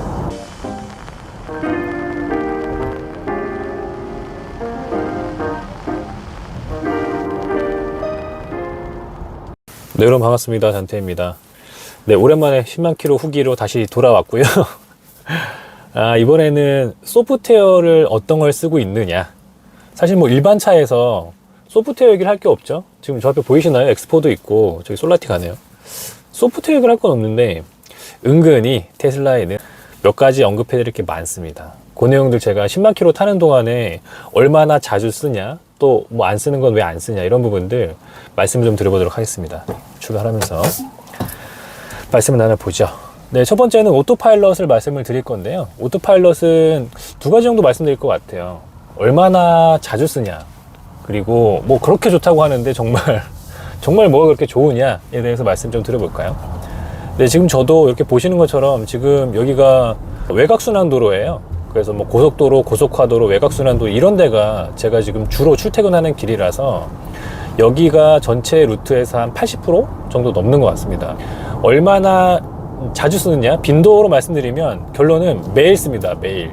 매일 오토파일럿을 쓴다고 생각하면 되고요. 더 디테일하게 말씀드리면 저는 지금 퇴근길인데 출근길에도 매번 쓰고요, 퇴근길에도 매번 씁니다. 결국 매 운전할 때마다 쓴다 라고 생각하시면 돼요. 근데 여기서 오해하지 말으셔야 될 게 시내 주행 때 그럼 다 같이 쓰는 건가, 자체는? 네, 그렇지는 않습니다. 아까 서두에 길게 설명드렸던 이유가 요런 도로에서는 거의 써요. 요런 도로가 그냥 특징이 뭐냐면 일단 신호등이 없고요, 그래서 정차할 일 없고, 그리고 뭐 좌우 차선 변경할 일 별로 없는 곳, 요런 데 들어가면 바로 이렇게 걸거든요. 아마 이미 타고 계신 분들은 많이 공감하실 거예요. 그냥 직선으로 쭉 항속하는 길이 나온다, 그럴 때는 거의 사용을 합니다. 네, 그렇게 생각하시면 될 것 같아요. 시내 주행에서는 사용하지 않는 이유가 시내 주행에는 신호등도 있어서 정차나 출발도 자주 하고요. 물론 오토파일럿은 정차 출발 다 해줍니다. 근데 신호등 보고 서는 거는 못해요. 맨 앞에 서 있을 때는 그냥 앞으로 가버리거든요. 그리고 신호등에서 좌회전, 우회전, 차선 변경 이런 거 오토파일럿은 못합니다. 그런 것들이 다 되는 건 뭐냐? FSD죠. FSD는 나오기만 하면 우리나라 시끌시끌 할 텐데 어쨌든 기다려보죠. 올해 나올 거라고 계속 기도를 해보는 걸로 생각하시면 될 것 같고요. 오토파일럿은 그게 없기 때문에 이렇게 직선으로 쭉 앞으로 갈 때는 거의 쓴다.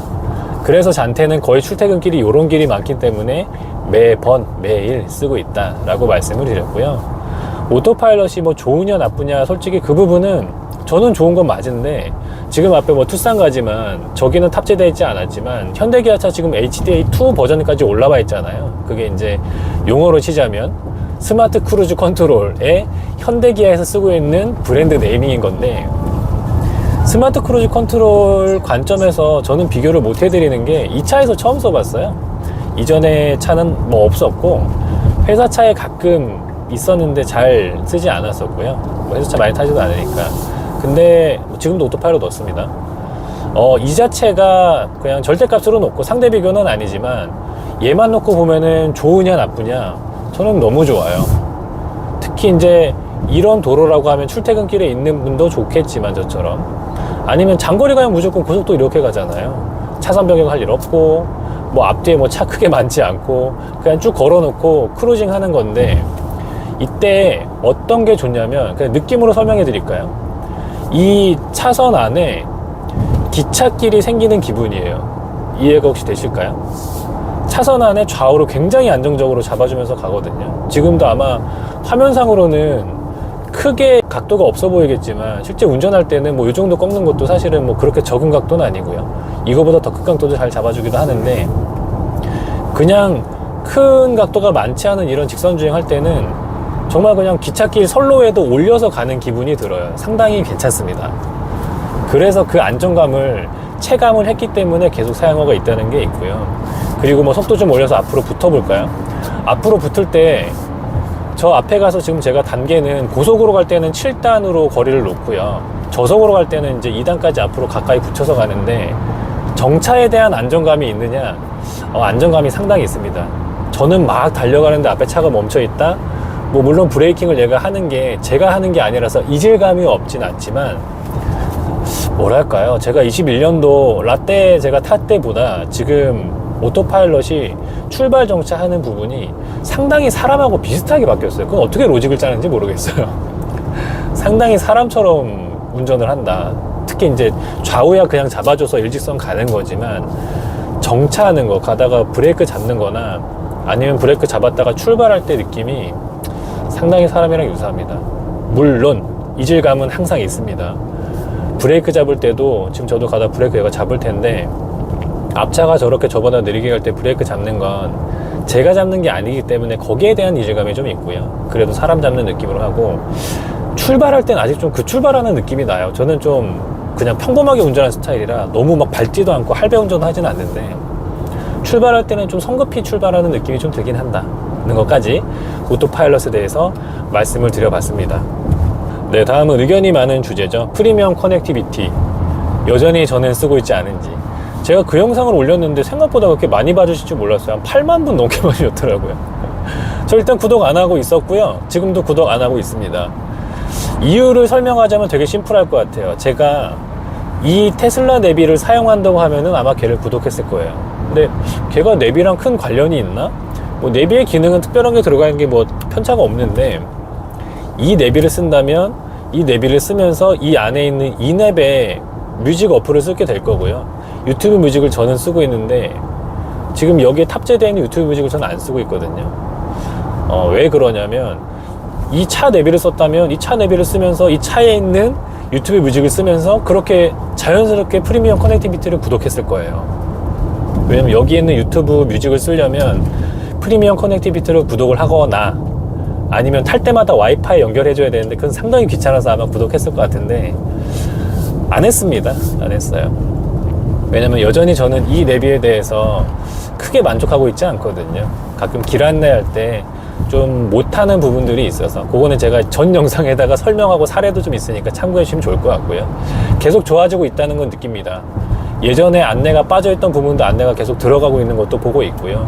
안내 로직도 점점 더 좋아지고 있고, 맵에 대한 업데이트는 사실 좀 늦어요. 사실 좀 늦습니다.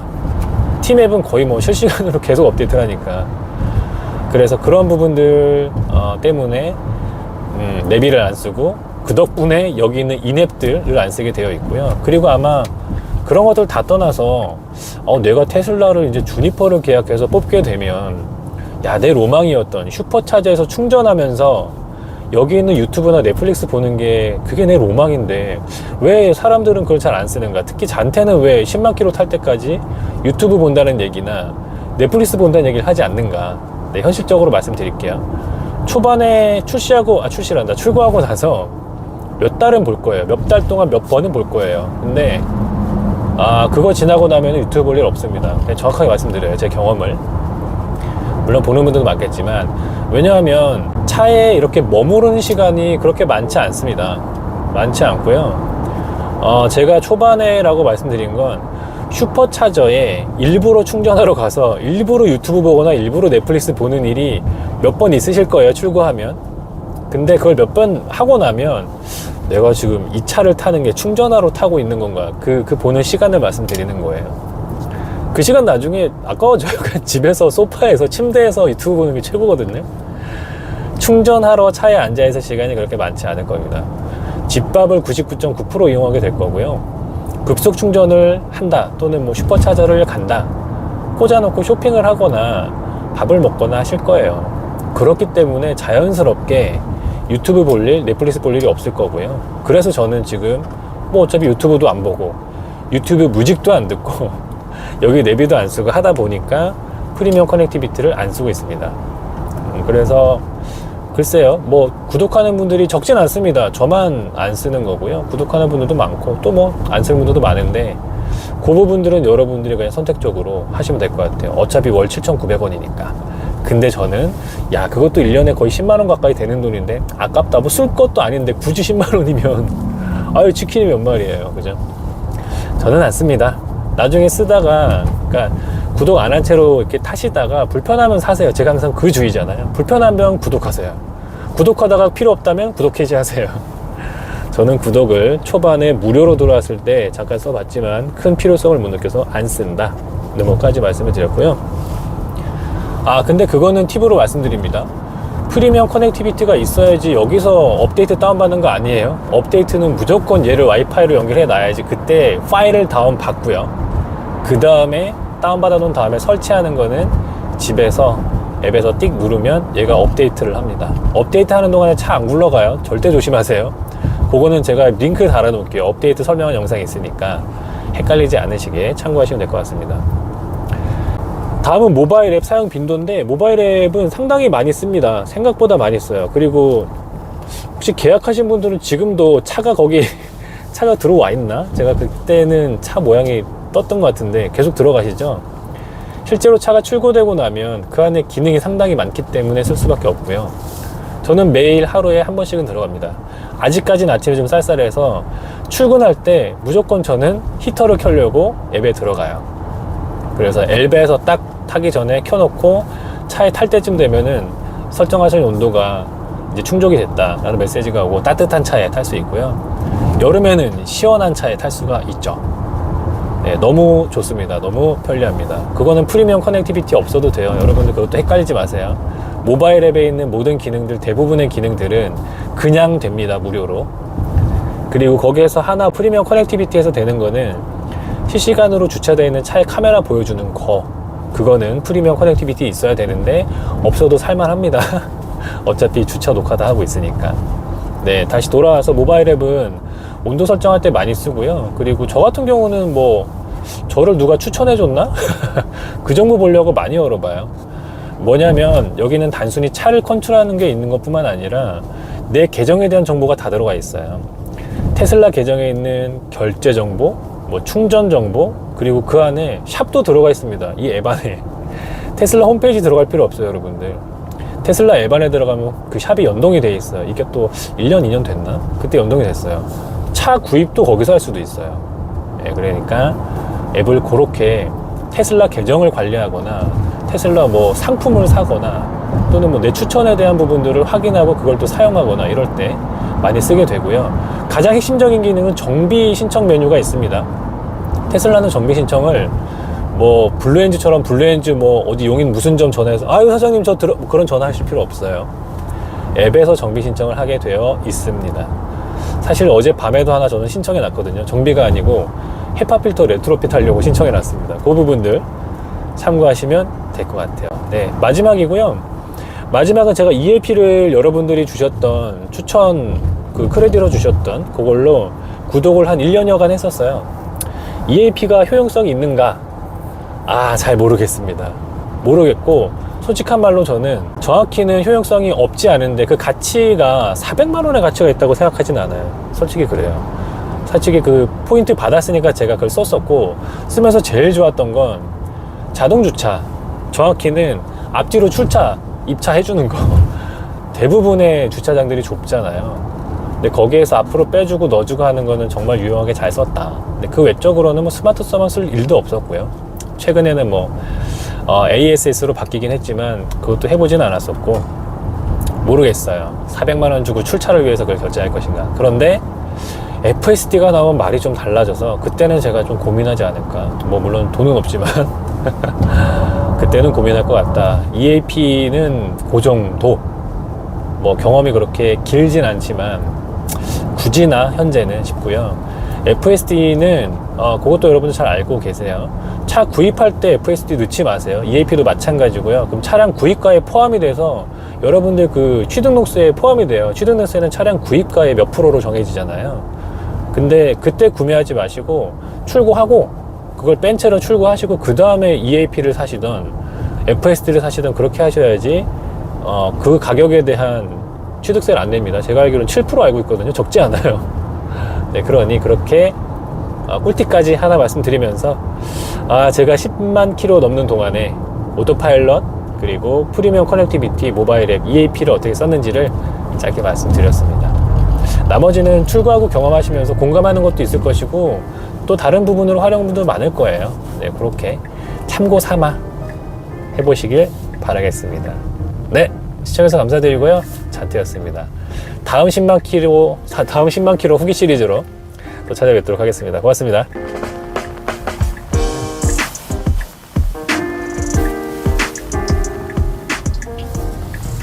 네, 여러분 반갑습니다. 잔트입니다. 네, 벌써 10만 킬로 후기도 마지막 내용이 됐네요. 제 10만 킬로 후기에 대한 이쭉 이어지는 영상들은 아마 이번에 주니퍼 기다리시는 분들한테도 많은 좀 이렇게 질문에 대한 해소가 어느 정도 되지 않았을까라는 생각을 하고요. 마지막 시리즈 오늘 이 영상도 저희 구독자분께서 이런 질문을 올려주셔서 한번 답해 봐 드리려고 합니다. 결론은 테슬라 10년 탈 수 있겠느냐에 대한 아주 디테일한 질문이셨어요. 하드웨어 차이도 있을 거고 소프트웨어도 그렇고, 심지어 우리 구독자분 도헌님께서는 첫 차라고 고민이 더 많다고 하셨는데, 네, 거기에 대해서 마침 저도 이렇게 리플을 달다 보니까 쭉 생각이 정리가 돼서 영상으로 남겨보겠습니다. 일단 결론부터 말씀드리면, 저는 그럼 10년을 탈 거냐? 네, 저는 10년, 글쎄요, 뭐 연도를 정하지는 않는 것 같네요. 근데 무조건 오래 타려고 이 차를 구입을 했습니다. 그래서 그렇게 10만 킬로가 넘어갔고, 지금 10만 한 7천 넘어가고 있거든요. 근데 어떤 관점에서 좀 마음의 준비가 맞나요? 10년을 탈 수 있을지에 대한 마음을 먹을 수 있을지, 네, 그런 부분들 말씀드려 보도록 하겠습니다. 네, 일단 첫 번째는 하드웨어인데요. 여러분들이 주문하시는 주니퍼는 하드웨어 4 버전이죠. 하드웨어 4인데 저 같은 경우는 하드웨어 3 버전이에요. 그래서 그 부분에 대해서는 내가 이 차를 하드웨어 3라서 나중에 뭐 지원을 많이 못 받거나 나중에 또 뭐 다른 이슈가 있거나 이런 부분 때문에 오래 탈 수 있을까에 대한 걱정도 있을 수 있고요. 이건 저의 걱정이죠. 여러분은 하드웨어 4예요, 4. 근데 하드웨어 4도 저 같은 그런 이슈라고 할까요? 이런 단계가 있을 수 있겠죠. 저는 21년도에 하드웨어 3 버전으로 주문하고 받았는데, 지금은 하드웨어 4 버전인데, 결론은 나중에 5 버전이 나오겠죠. 그러면은, 나도 나중에 하드웨어 5 버전이 되면, 이번에 주니퍼 하드웨어 4로 받았는데, 그거를 괜찮게 내가 버텨낼 수 있을 것인가, 이슈가 없을 것인가에 대한 부분은 저를 보고서 판단하시면 돼요. 저는 그걸 지금 겪었잖아요. 네, 결론부터 말씀드리면 하드웨어 3와 4는 막 지대한 영향이 있느냐는 당연히 아니고요. 만약에 지대한 영향이 있었으면 차를 못 팔았겠죠. 네, 그 정도 차이 나게 만들지는 않았을 것이고, 지금 저는 하드웨어 3와 4에 대해서 불편한 사항이 없이 타고 있습니다. 그래서 제가 EAP도 구독을 했었고, 지금 구독을 끊었고요. 그리고 오토파일럿 잘 쓰고 있고, 그 외에 다양한 기능들, 하드웨어적으로 또는 하드웨어가 받쳐준 이 소프트웨어적으로 이슈가 있느냐? 별로 없습니다. 결론은 하나 눈에 띄는 거는, 지금 여러분들이 받는 그 차량 주니퍼 같은 경우는 딱 정차하면 여기 차가 쫙 멋있게 이만하게 나오죠. 하드웨어 3 버전은 그게 아직 안 됩니다. 그리고 요 주행 화면도 전체 화면으로 쫙 밀면 전체 화면으로 그게 돌아가야 되는데, 하드웨어 3 그거 안 돼요. 전체 화면 안 되는 거는 유일하게 하드웨어 3가 안 되고 있는 단점이긴 합니다. 근데 그럼 그 단점이, 이거 지금 현존하고 있는 하드웨어 4 버전들은 그게 되는데 내가 안 되면은 뭐 이게 역차별 느끼거나 막 내가 이걸 불편하거나 싫거나 이런 게 있느냐? 뭐 제 차 말씀드리지만, 차를 끌고 어디 여행 가고 가족들이 운행하고 제가 출퇴근하는데 전혀 지장 없습니다. 전혀 지장 없어요. 네, 물론 이거 지금 저의 상황이에요. 나중에 하드웨어 5가 월등히 잘 나와서, 이거 도저히 하드웨어 4에서는 구현 못하는 기능을 하드웨어 5에서 구동했습니다. 하드웨어 4 여러분들 죄송합니다. 뭐 이럴 수도 있을 수는 있겠죠. 근데 뭐 글쎄요, 그 정도로 지대한 영향은 없다. 왜냐면 현재 하드웨어 4 버전도 상당히, 지금 저기 BMW 3 시리즈 앞에 셀토스 가는데 현존하는 하드웨어 중에서도 상당히 업그레이드가 많이 됐어요. 여러분들 프로세서도 좋은 거 들어갔잖아요. 저 지금 아톰이거든요. 여기 우리 오랜만에 옆에 크롬이 있는 20년도 이전 정확히는 내놨던 모델인데, 저 모델하고 이 모델 똑같이 아톰 프로세서 쓰고 있거든요. 여러분들 프로세서도 좋고요. 하드웨어 좋습니다. 하드웨어 관점에서는 크게 걱정하지 마시고 타시라 라는 말씀을 드리고 싶습니다. 다만 지금 앞에도 이 3 시리즈가 지금 최신이죠. 제가 사실 BMW 잘은 모르지만 저기 무슨 바디죠? BMW 얘기했지만, 현존, 그러니까 기성 차량 브랜드들은, 테슬라 제외한 브랜드들은 뭐 극명하죠. 저 3 시리즈도 저거는 이제 신형으로 이제 아예 신 버전이 나온 거고, 조금 있으면 또 페이스리프트가 또 나오겠죠. 그러고 나서 또 신형이 나올 거고, 그런 식인 거죠. 하드웨어가 그냥 계단식으로 팍팍팍 올라가는데, 제가 그 모델 3도 말할 때 좀 헷갈렸던 게, 잠수함 패치가 너무 많이 돼요. 하드웨어도 그렇고 소프트웨어도 그렇고. 그래서 버전이라는 게 되게 명확치가 않아요. 오늘도 아침에 일어나자마자 이렇게 카페에 이렇게 보다 보면 어떤 분이 가격표가 쭉 정돈된 걸 봤는데, 물론 가격이랑 하드웨어랑 매칭되지는 않습니다. 가격도 막 변하는데 하드웨어도 계속 업데이트가 자잘자잘하게 많이 되고 있어요. 그래서 그런 부분들은 일반 레거시 차량들하고 좀 차이점이 있더라. 제가 타보니까 크게 불편한 거 없이 그냥 지금의 내가 산 차가 제일 좋더라 라는 그런 관점으로 말씀드렸습니다. 나중에 주니퍼 구입하시더라도 큰 차이가 없을 겁니다. 네, 다음은 소프트웨어 관점으로 말씀을 드려보면 오히려 소프트웨어 관점에서는 좋죠. 지금 앞에도 QM6 들어오네요. QM6 포함해서 뭐 아이오닉도 그렇고, 그러니까 현대차죠. 현대차도 그렇고, BMW, 뭐 벤츠 다 그렇고, OTA로 많은 것들을 하겠다라고 선언들은 했지만 지금 테슬라 수준으로 OTA를 해주는 업체는 제가 볼 때는 아직은 거의 없는 것 같아요. 거의 없는 것 같아요. 그래서 테슬라는 그게 좋죠. 아까 지나갔던 20년식인지 19년식인지 모르지만 그 모델 3도 계속 소프트웨어 업데이트를 받고 있고요. 지금 제가 쓰고 있는, 여러분들이 지금 앞으로 쓰게 될 대부분의 기능들을 소프트웨어적으로 다 쓰고 있어요. 그래서 소프트웨어 관점에서는 오히려 10년 타는 게 아니라 얘가 다운로드만 된다고 하면, 굴러만 간다고 하면 뭐든지 받아서 쓸 수 있기 때문에, 뭐 물론 일부 지원되지 않는 기능이 아까 말씀드린 것처럼 없을 수 있지만 충분히 다른 차량들 일반 브랜드보다는 많기 때문에 소프트웨어 관점에서는 10년 타기는 너무나 더 좋다. 오히려 또 기대가 된다. 계속 그런 부분들은 강점인 것 같습니다. 마지막은 배터리 내용일 것 같아요. 사실은 배터리 관점에서는 조금 고민이 되긴 합니다. 저도 지금 말이 좀 주춤주춤 하는 게 브레이크 받듯이 주춤주춤 하는 게 10만 킬로 후기 시리즈를 제가 신나게 찍고 있다가 메인 배터리 에러가 떴죠. 메인 배터리 에러 떠서 갈고 왔습니다. 갈고 왔고 지금 저는 사실상 처음 출고했을 때보다 총 100% 완충했을 때죠. 완충했을 때 총주행거리가 줄어들었어요. 뭐 그게 사실은 잘 모르겠습니다. 정책상. 근데 어쨌든 잘 굴러가고 있으니까 그 부분에 만족하면서 타고 있고요. 요 부분인 것 같아요. 지금 제 차 같은 경우는 RWD라서 여러분들도 그거 헷갈리지 마세요. 일반 부품 보증하고요. 그리고 배터리 구동계 보증은 다릅니다. 배터리 구동계 보증은 2배가 넘어요. 8년에 16만이거든요. RWD 사실 분들은 그렇게 알고 계시면 되고, 그리고 롱레인지하고 퍼포먼스 같은 경우 런치 포함해서요. 그 모델들은 19만 6천인가 18만 6천인가 더 깁니다. 이거는 제가 제 차 말씀드리지만 배터리와 구동계 보증이에요. 저는 지금 10만 7천을 탔고요. 이제 앞으로 저는 16만까지 뭐 한 5만 3천 정도 더 탈 수 있겠지요. 근데 10년이라고 말씀을 해주셔서 저도 계산을 대략 해보니 지금까지 탄 게 3년 한 반 정도의 10만을 탔고, 앞으로 10년을 탄다 계산해보면 한 28만, 25만 정도? 얼추 그 정도 나오더라고요. 이미 배터리 구동, 배터리계 구동계 보증은 끝난 거죠. 16만 훨씬 넘어가는 건데, 그러면 질문을 그렇게 바꿔볼 수 있을 것 같아요. 그 배터리 관점에서의 버텨주는 문제가 아니라 배터리 보증이 끝난 다음에도 이 차를 탈 수 있을 것인가, 그게 가장 궁금하실 것 같은데, 저도 마침 이번에 이렇게 그 도원님이 리플 남겨주셔서 한번 이렇게 생각을 해봤는데, 근데 이건 경험이 중요할 것 같아요. 저는 이번에 배터리를 한번 갈아봤잖아요. 그리고 갈기 전에 조치를 취해봤잖아요. 결론은 버틸만 하다. 버틸만 하다라는 겁니다.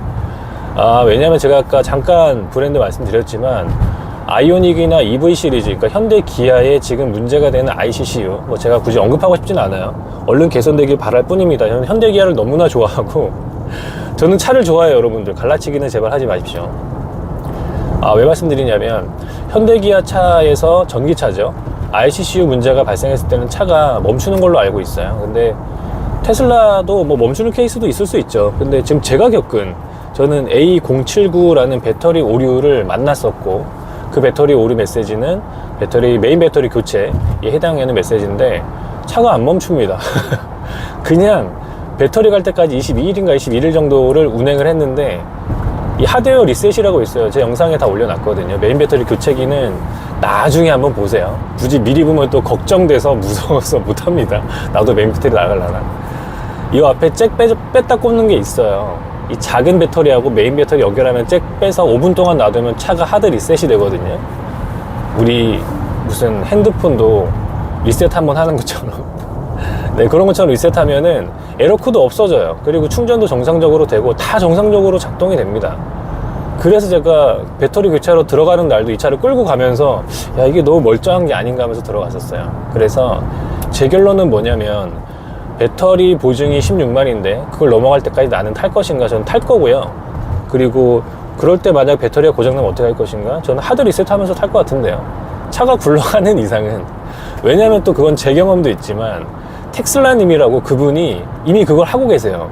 그분이 모델 Y였나? 보증 기간은 훨씬 넘었거든요. 20만 후반대인가 30만 대인가 그 주행거리가 상당히 긴 테슬라 오너분이 계신데 유튜브 하고 계세요. 근데 배터리 오류가 떴어요. 메인 배터리 오류가 떴는데 계속 타고 계십니다. 오류 코드 뜨면은 하드 리셋하고 또 타면 되니까 차가 멈추지 않으니까요. 사실상 계속 타는 거죠. 네, 그래서 그분을 봤을 때도 그렇고 제 경험도 그렇고 배터리가 오류가 나거나 보증기간 끝났을 때도 뭐 이슈가 발생했을 때 저는 괜찮은 것 같습니다. 여러분들 판단을 하시겠지만. 네, 그렇고 사실은 그거보다 더 중요한 건 제가 아까 말씀드렸지만 완충거리는 현실적으로 좀 다가와요. 저도 지금 완충거리가 좀 더 줄어들고 있거든요. 제가 지금 330까지 본 다음에 그 다음에는 완충을 안 했는데 330이라고 하면 지금 보셨나요? 오파 할 때 딴 데 쳐다보면 이렇게 됩니다. 저 여기 쳐다봤거든요. 핸들 잡고 있었지만 완충거리가 지금 330에서 조금씩 줄어들고 있는 것 같아요. 지금 90% 저는 충전을 평소 때 하고서 다니는데 90% 충전 거리도 한 3, 4km씩 줄어들고 있는 게 보이거든요. 모르겠습니다. 지금 배터리 문제 중요한 거 제가 안 짚어드렸네요. 배터리 지금 메인 배터리 교체 이슈는 대부분 21년도식에서 나오고 있습니다. 모델 Y들만 저는 사례를 쭉 봤는데 21년식들 그때 당시 파나소닉 배터리가 처음 들어왔을 때 그 모델들에 해당되는 이슈가 대부분이다라고 알고 있어요. 크게 염려치 마세요. 이번 주니퍼 모델들은 다를 겁니다. 그리고 뭐 그때 대비해서 이미 4년 5년이 지났으니까 테슬라도 굉장한 BMS나 배터리 구조에 대한 업데이트를 했을 것이고요. 지금 이슈들을 얘네가 모르지 않을 거예요. 아니 이렇게 돈을 많이 쓰는데 그 효율을 주장한 일론 머스크가 이 이슈를 잡고도 남았겠죠. 뭐 아무튼 여러분들 배터리 이슈는 없을 거라고 저는 생각하고 있고요. 저 같은 경우는 발생하더라도 큰 문제 없이 탈 거다라는 말씀을 드렸고, 중요한 건 완충거리인데 완충거리는 이제 저 같은 경우는 초반에 396km, 394km 이 정도까지 찍어서 봤었고, 그리고 한 달 전까지만 해도 340km 완충거리 봤었고, 지금은 330km를 보고 있는데 글쎄요, 이거 줄어드는 건 솔직히 기분이 안 좋은 건 맞거든요. 근데 그럼 차를 못 탈 정도냐? 이거를 뭐 엔카에 올려야 되냐? 아니요, 잘 타고 있습니다. 그래서 완충거리가 뭐 심리적인 영향을 주기는 줘요. 근데 차를 운행할 때는 5년을 탄다고 생각하시던 10년을 탄다고 생각하시던 영향이 없다. 영향 없어요. 뭐 그거 10km 줄어든다고 뭐 내가 출퇴근 안 할 것도 아니고 10km, 20km 줄어든다고, 지금 저는 되게 많이 줄어들었잖아요. 390대 330까지 왔어요. 한 60km 넘게 줄어들었는데 그러면 이거 진짜 막 큰일 나는 건가? 뭐 따져야 되는 건가? 고쳐야 되는 건가? 뭐 그냥 타는 거죠. 왜냐하면 여러분들도 또 상식 하나 알고 가세요. 배터리가 보증기한 이내에서 전체 총량의 70% 미만이 되어버리면 그때 교체를 해줘요. 그건 문제가 맞다라고 판단하지만 70km까지는 그냥 자연 노화된다는 뜻인 거예요. 그렇게 생각을 하면 뭐 크게 이슈가 없다. 그리고 어떤 분이 배터리 관련해서 말씀해 주신 게 있어서 아까 뭐 주제가 넘어갔지만 다시 배터리 마지막 메시지 들어보면, 저는 아직도 그냥 습관이 되어버려서 평소 때 90% 충전을 하거든요. 근데 그 습관 또는 뭐 평소 때 이 NCM 배터리 권장 가이드는 20%에서 80%까지만 충전해라 라는 권장 가이드도 있기는 해요. 이건 권장이라는 게 당연히 테슬라 본사에서 나온 권장인데, 어떤 분이 그걸 깨버리는 멘트를 하나 하시더라고요. 아니 평소 때 그렇게 20% 남겨놓고 또는 저처럼 90%만 충전하고 평소에 10km 남겨놓고 쓰면 평생 90%로 쓰면 그만큼의 배터리만 쓰는 거 아니냐. 차라리 그냥 100% 충전하고 타고 있는 동안에 더 길게 편하게 타라라는 메시지를 딱 남기셨는데, 와, 제가 머리에 망치 한 대 맞은 기분이더라고요. 되게 맞는 말인 거예요. 그리고 얼마 전에도 카페에서 배터리에 대해서 굉장히 조예 깊으신 분이다라고 말씀하시면서 뭐 100% 완충이 그렇게 막 크리티컬한 영향이 있지 않다. 물론 크리티컬한 영향이 있는 건 완전 방전되는 건 굉장히 크리티컬하다는 메시지를 받고, 그리고 완충한 상태에서 그대로 두는 것도 크리티컬하게 안 좋다고 얘기는 들었는데, 근데 뭐 장거리 갈 때 충전하거나 잠깐 완충하거나 가끔씩 완충하는 거 뭐 크게 문제 없다. 완충하고 막 하루 이틀 놔두는 건 문제가 되지만 평상시 때 문제 없다. 그런 얘기를 하시더라고요. 그래서 저도 지금 가치관이 살짝씩 바뀌고 있습니다. 오늘도 90% 충전하고 출근했는데, 야, 이거 그냥 100%로 계속 충전을 해버려야 되는 건가? 라는 생각이 들기도 하고요. 네, 그것도 여러분들이 잘 판단하셔서 운행하시면 될 것 같습니다. 네, 아까 마지막 완충거리까지 이제 좀 섞어서 말씀을 드렸네요. 완충거리가 줄어들긴 하지만, 그게 운행에는 크게 지장이 없다. 그러면은 제가 이것도 어저께 다시 한번 짚어보면서 생각해 봤어요. 이 차를 몇 년 탈 것인가, 언제까지 탈 것인가. 결정은 돼 있습니다, 여러분. 결정돼 있어요. 뭐냐면, 다음 차 살 때까지예요. 다음 차 살 때까지는 타게 되실 거예요. 이제 흔히 기변병이라고 하죠. 저도 기변병을, 병원 누구나 갖고 있어요. 사실 솔직히 말하면 남자들이라면 기변병 다 갖고 있지 않나요? 아니 매일 보잖아요. 차 관련 정보들 매일 보실 거 아니에요. 저만 그런가요? 전 차를 너무 좋아해서 솔직히 이 차를 바꾸기 전에는 맨날 잠들기 전에 엔카를 보는 게 루틴이었어요. 괜히 살 것도 아니면서 예산을 되게 디테일하게 적어놓고, 아 잠깐만 내가 한 4,500 정도 드릴까? 예산 아니 4,500 넘어가 비싼데 막 이러면서 살 것도 아니면서 돈도 없으면서 아 그랬고, 지금도 이제 다음 차를 생각할 때 괜히 가끔씩 한 번씩 나만의 포르쉐 만들기도 들어가 보고, 모델 X 디자인 해보기도 들어가 보고, 나만의 제네시스 만들기도 들어가 보고, 뭐 괜히 한 번씩 해보는 거죠. 네, 그 중간에 나왔지만 저를 기준으로 말씀드리면 저는 기변병이 있냐 없냐 있고요. 그 기변병 치료하는 치료제 아시죠? 네, 돈이 있어야 되는데 뭐 돈 저 지금 없습니다. 돈이 없어서 지금 다음 차 못 넘어가는데, 제 기변병이 바라보고 있는 그 대상은 전 모델 X를 바라보고 있어요.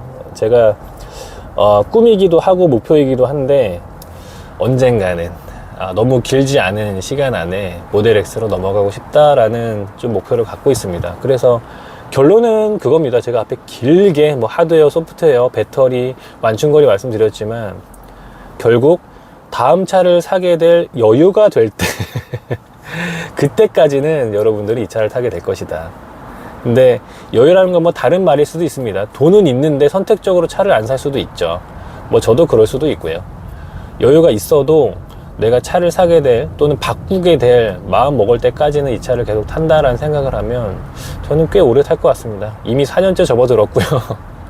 4년째 접어들었고, 앞으로 몇 년 더 타는 건 뭐 크게 부담 없이, 이슈 없이 탈 것 같다는 말씀까지 드려봅니다. 이제 주니퍼 주문도 잘 하셨죠? 네, 주니퍼 4월 달에 지금 입항 소식이 벌써 한 1,000몇백 대 또는 한 4,000대 가까이도 들어올 수 있다라는 평택항 소식이 들려왔다라는 소식을 저도 건너 들었고요. 그리고 이제 5, 6월 달부터는 RWD와 일반 롱레인지도 들어온다고 하니 아마 작업들이 굉장히 빠르게 진행될 겁니다. 그래서 봄이 즐거워요. 제가 봄이 즐거워진다는 뭐 그런 영상 올린 적도 있죠. 봄이 되면 항상 그 해마다 신버전들이 나오는데, 이번에는 완전히 새로운 주니퍼라는 모델이 새로 나오기 때문에 아주 즐거운 봄과 여름까지 보내지 않을까 싶고요. 저는 그에 맞춰서 여러분들이 출고할 때 어떤 부분들을 좀 준비하면 좋을지, 어떤 부분들을 또 운행에 참고하면 좋을지에 대한 출고 가이드를 이렇게 시리즈물로 쭉 설명드리는 영상을 올해도 보내드려 보도록 하겠습니다. 네, 그럼 10만 킬로 후기는 여기서 마치도록 하겠고요. 다음에 한 15만에서 만나는 걸로 할까요? 네, 그때 만나 뵙도록 하겠습니다. 시청해주셔서 감사드립니다. 단태였습니다.